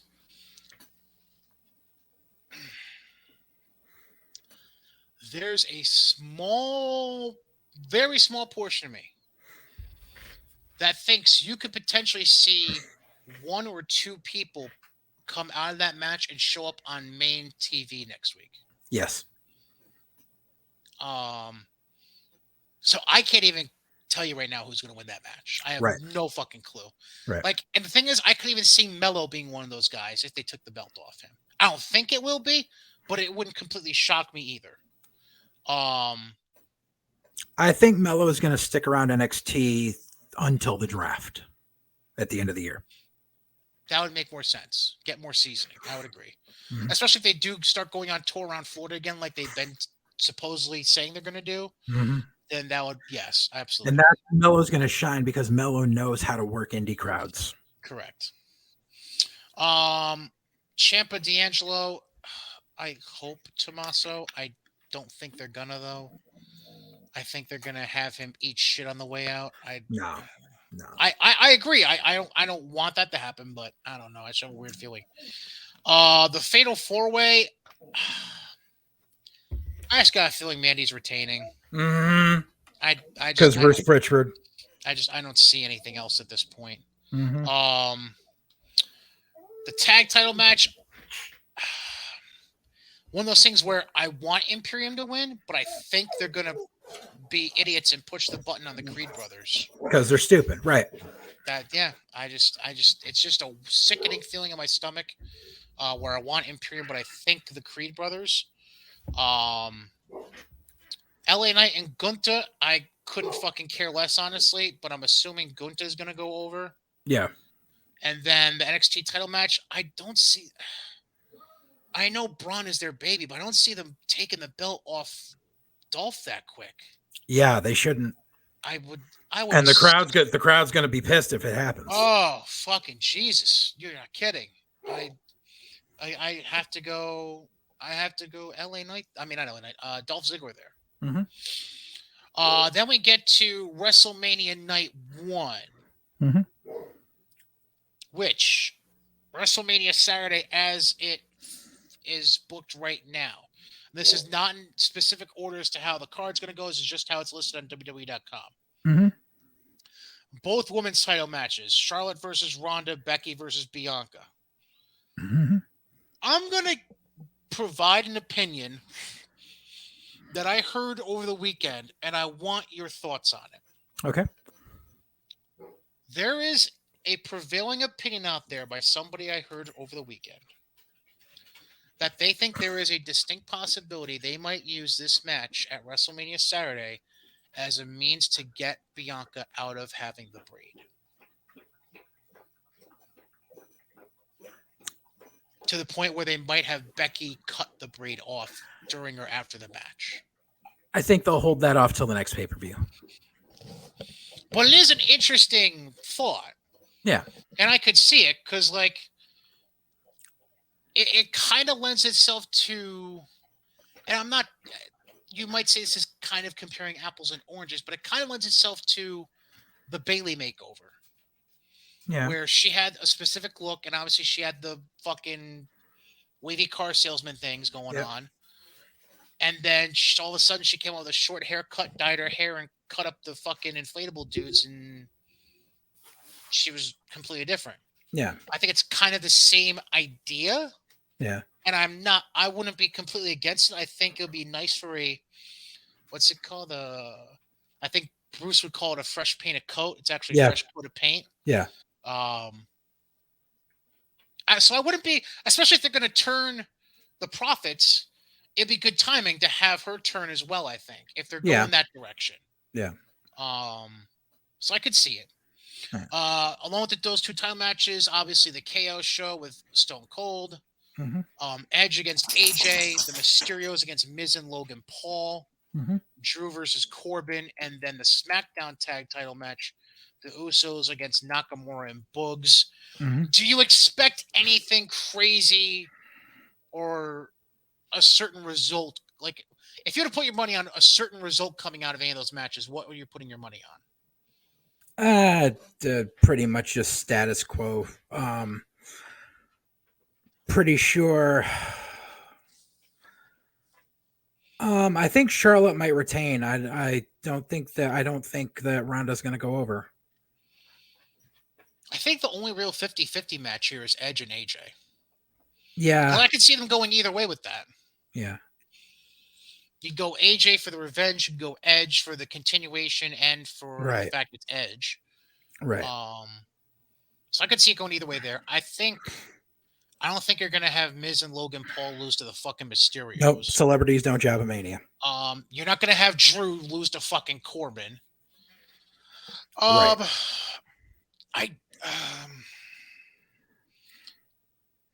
go Usos, but I wouldn't guarantee it. Yeah, I'd say Usos are retaining. I agree with you on the Charlotte thought. Because I think they're more. I think they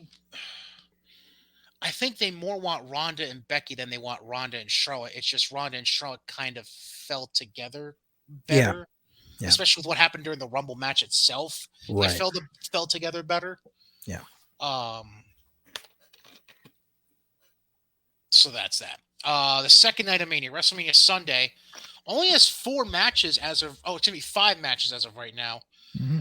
But again, if they do a booking Omos and Lashley, I think they might throw that in as a filler to Sunday night. And then who knows? They might throw in 1 or 2 other things. The Seth match. Oh, fuck, that's right. Oh, how the fuck did I forget about that? Oh, damn. Okay. Yeah. Yeah. The Seth match. So really, there's 6 matches booked hypothetically, Mm-hmm. but in reality, there's only 5 right Mm-hmm. now. They are obviously Brock and Roman, Mm-hmm. Knoxville, Sami Zayn, anything goes. Mm-hmm. I couldn't imagine the jackass shit that's going to be happening throughout that match.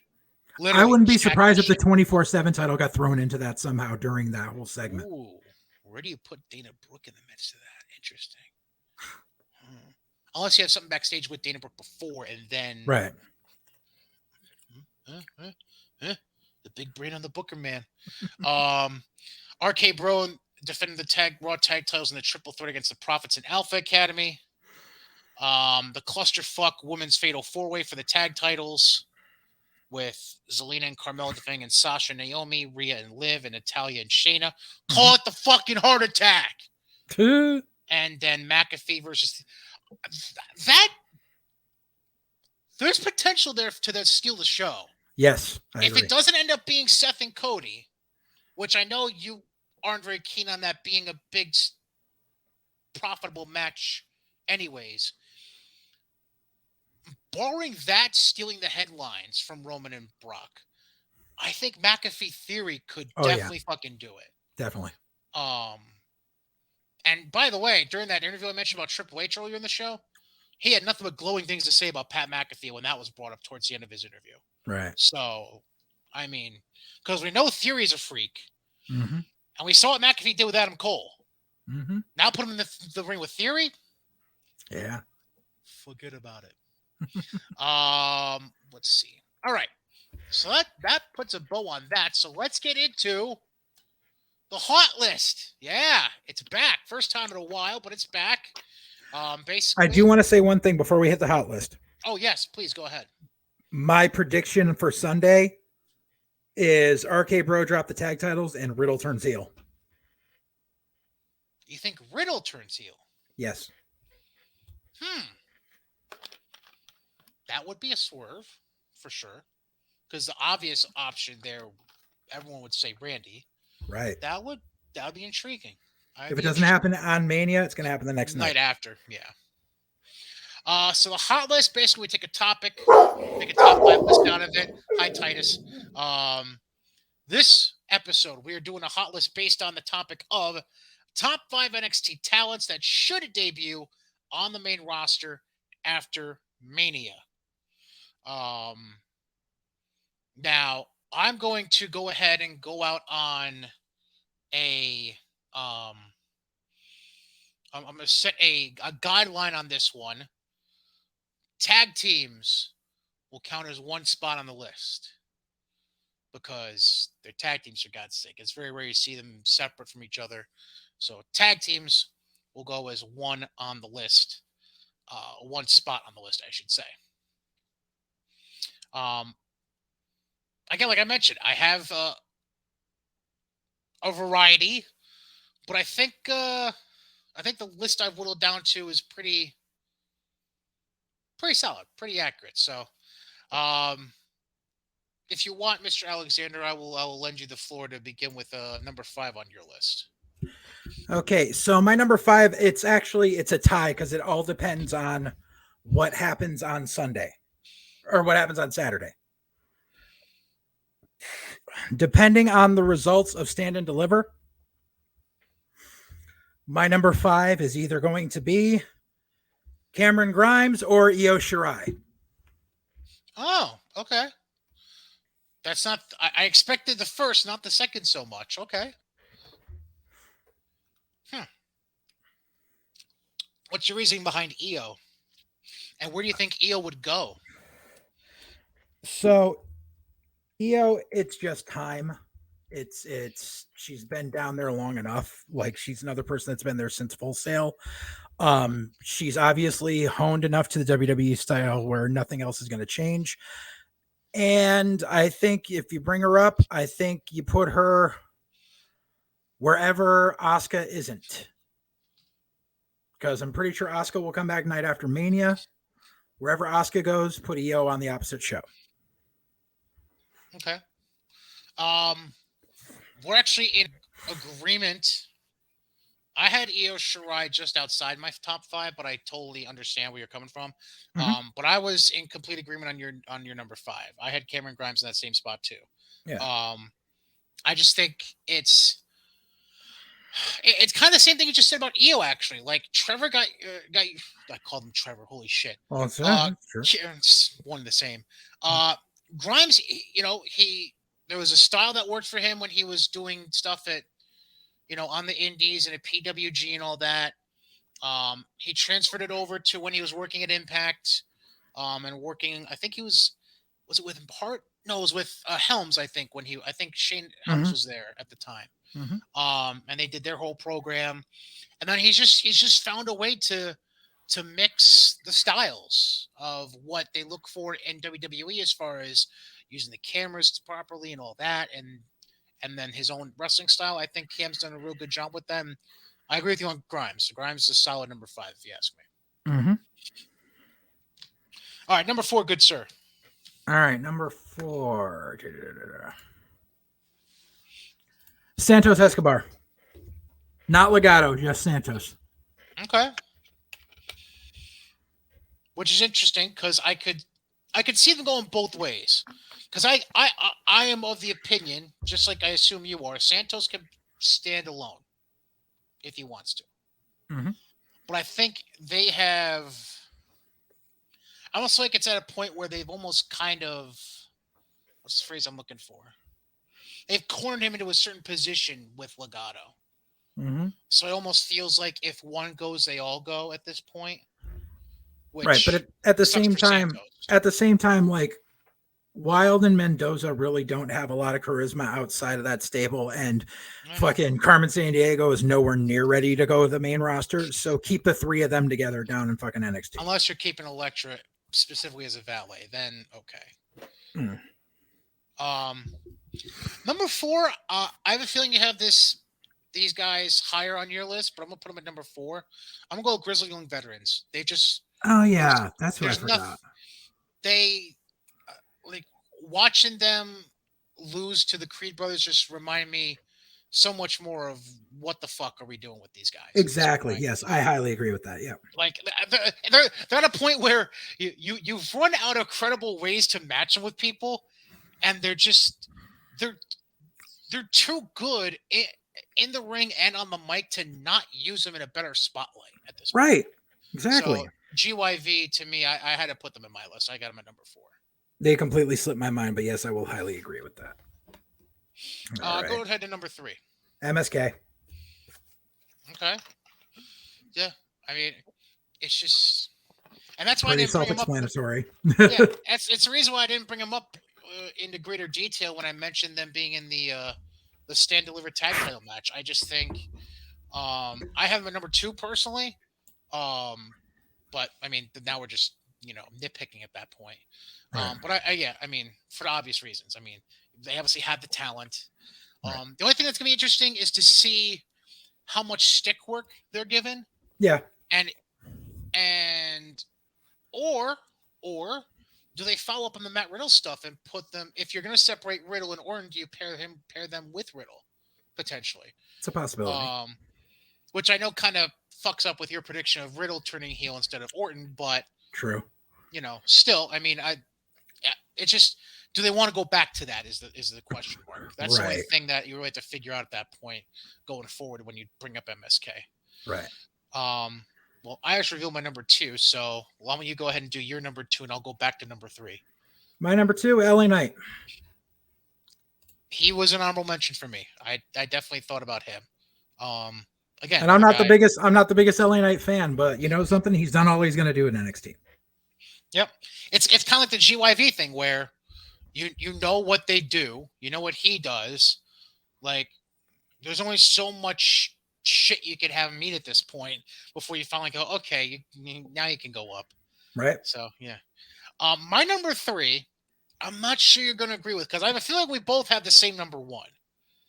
My number three was Raquel Gonzalez.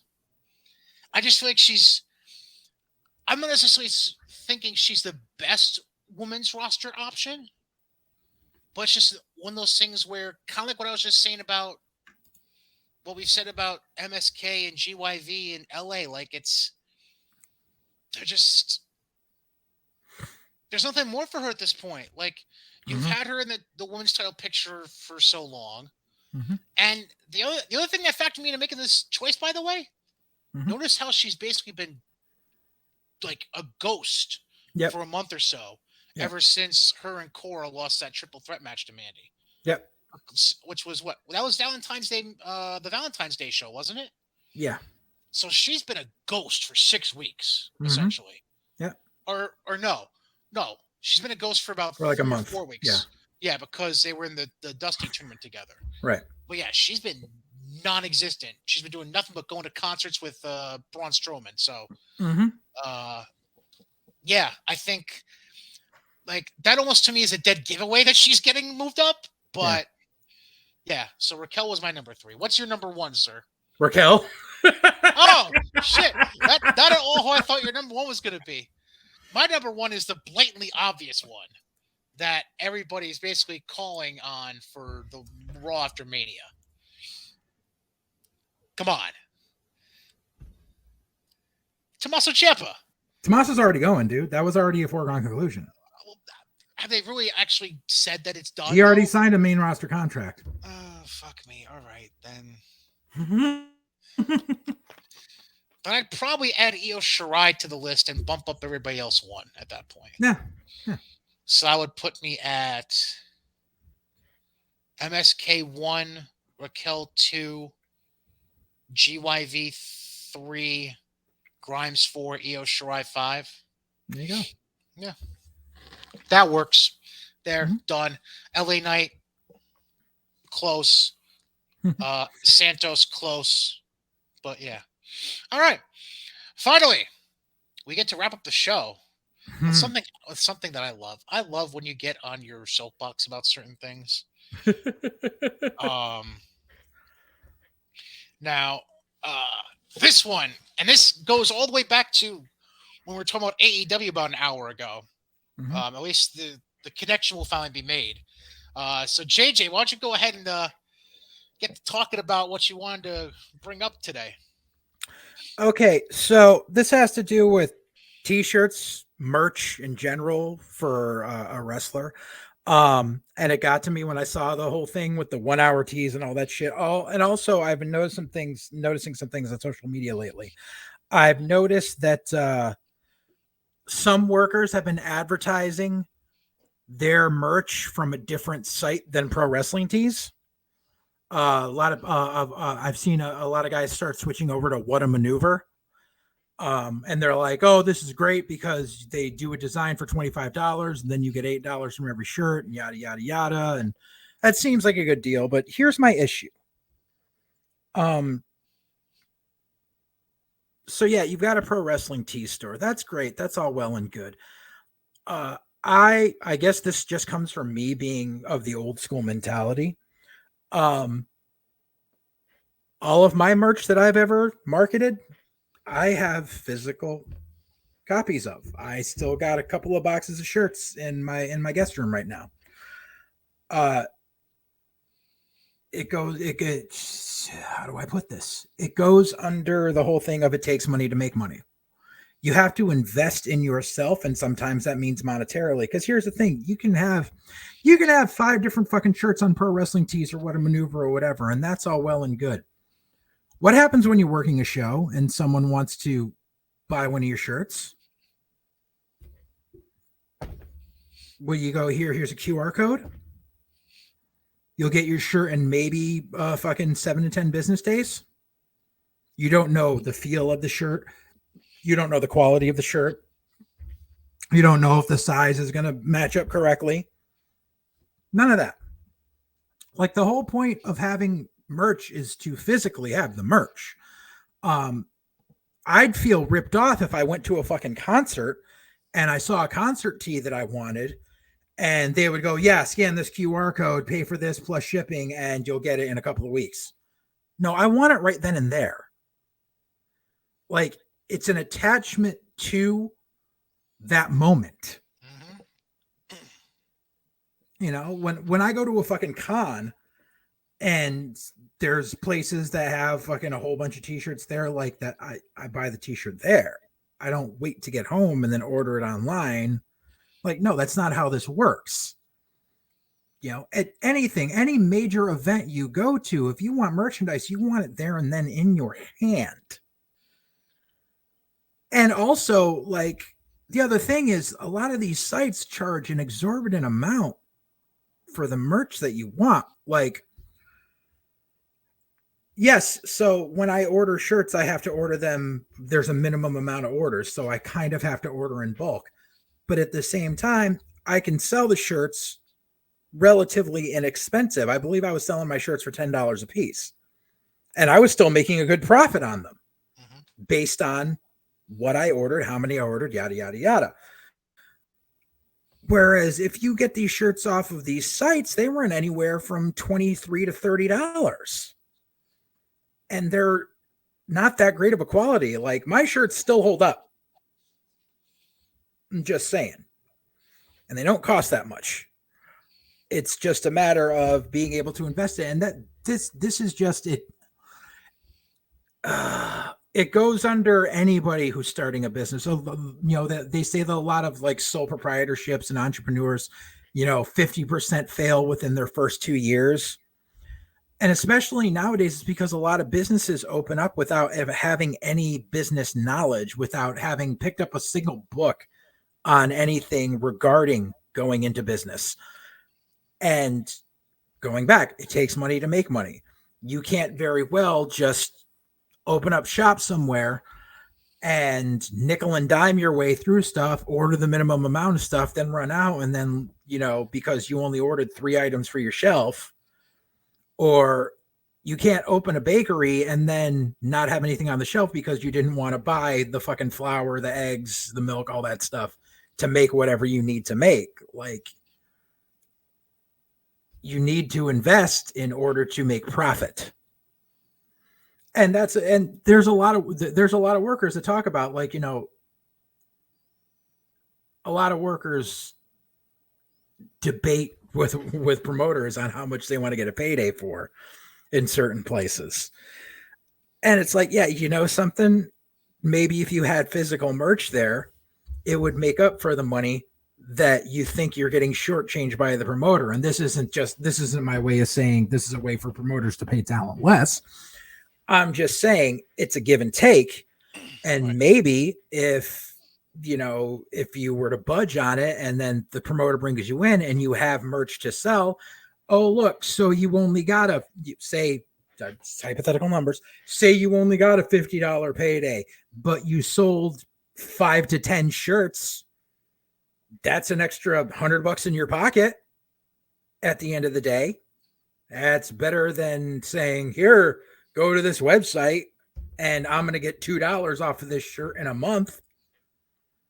Like, that's the other thing is, like, these people, like, and there's, I'm not going to name names.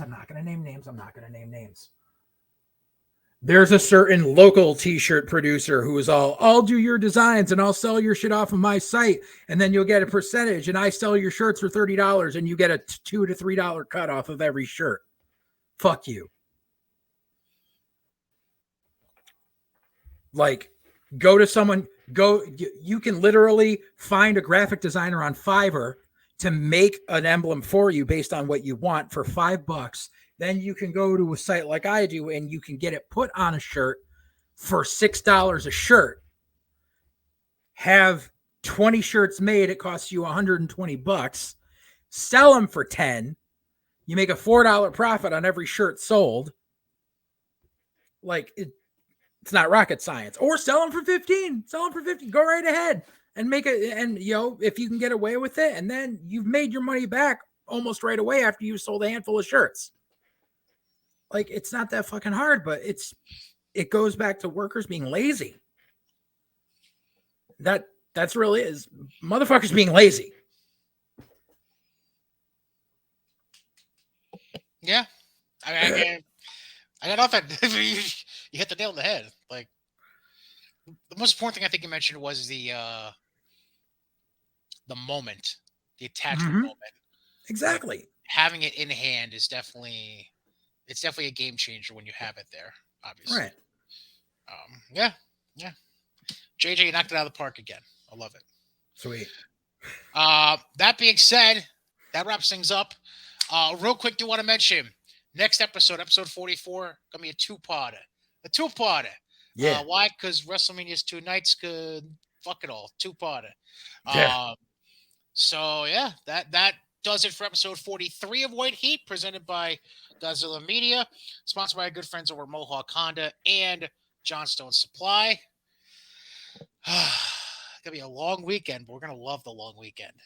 You ready? I'm gonna try. All right. Well, don't lose your mind before Saturday night. Okay. Like don't let some Card of Honor bring you down. Don't let don't let whatever stupidity might happen at Stand and Deliver mess you up. Just find a way through it until WrestleMania Saturday. Then it's clear sailing from there. All right. All right, man. Okay. And the same goes for all of you too, watching or listening. Just deep breaths. That's all you gotta do. That being said, enjoy the WrestleMania weekend, folks. If you're watching anything else besides WrestleMania, enjoy it. Fight TV is the place you're going to want to go for all that. Make sure you stick around with us, though. Make sure you stick around with White Heat, and we'll give you all the feedback and recaps next week on episode 44. Till then, say goodnight, JJ. Good night, JJ.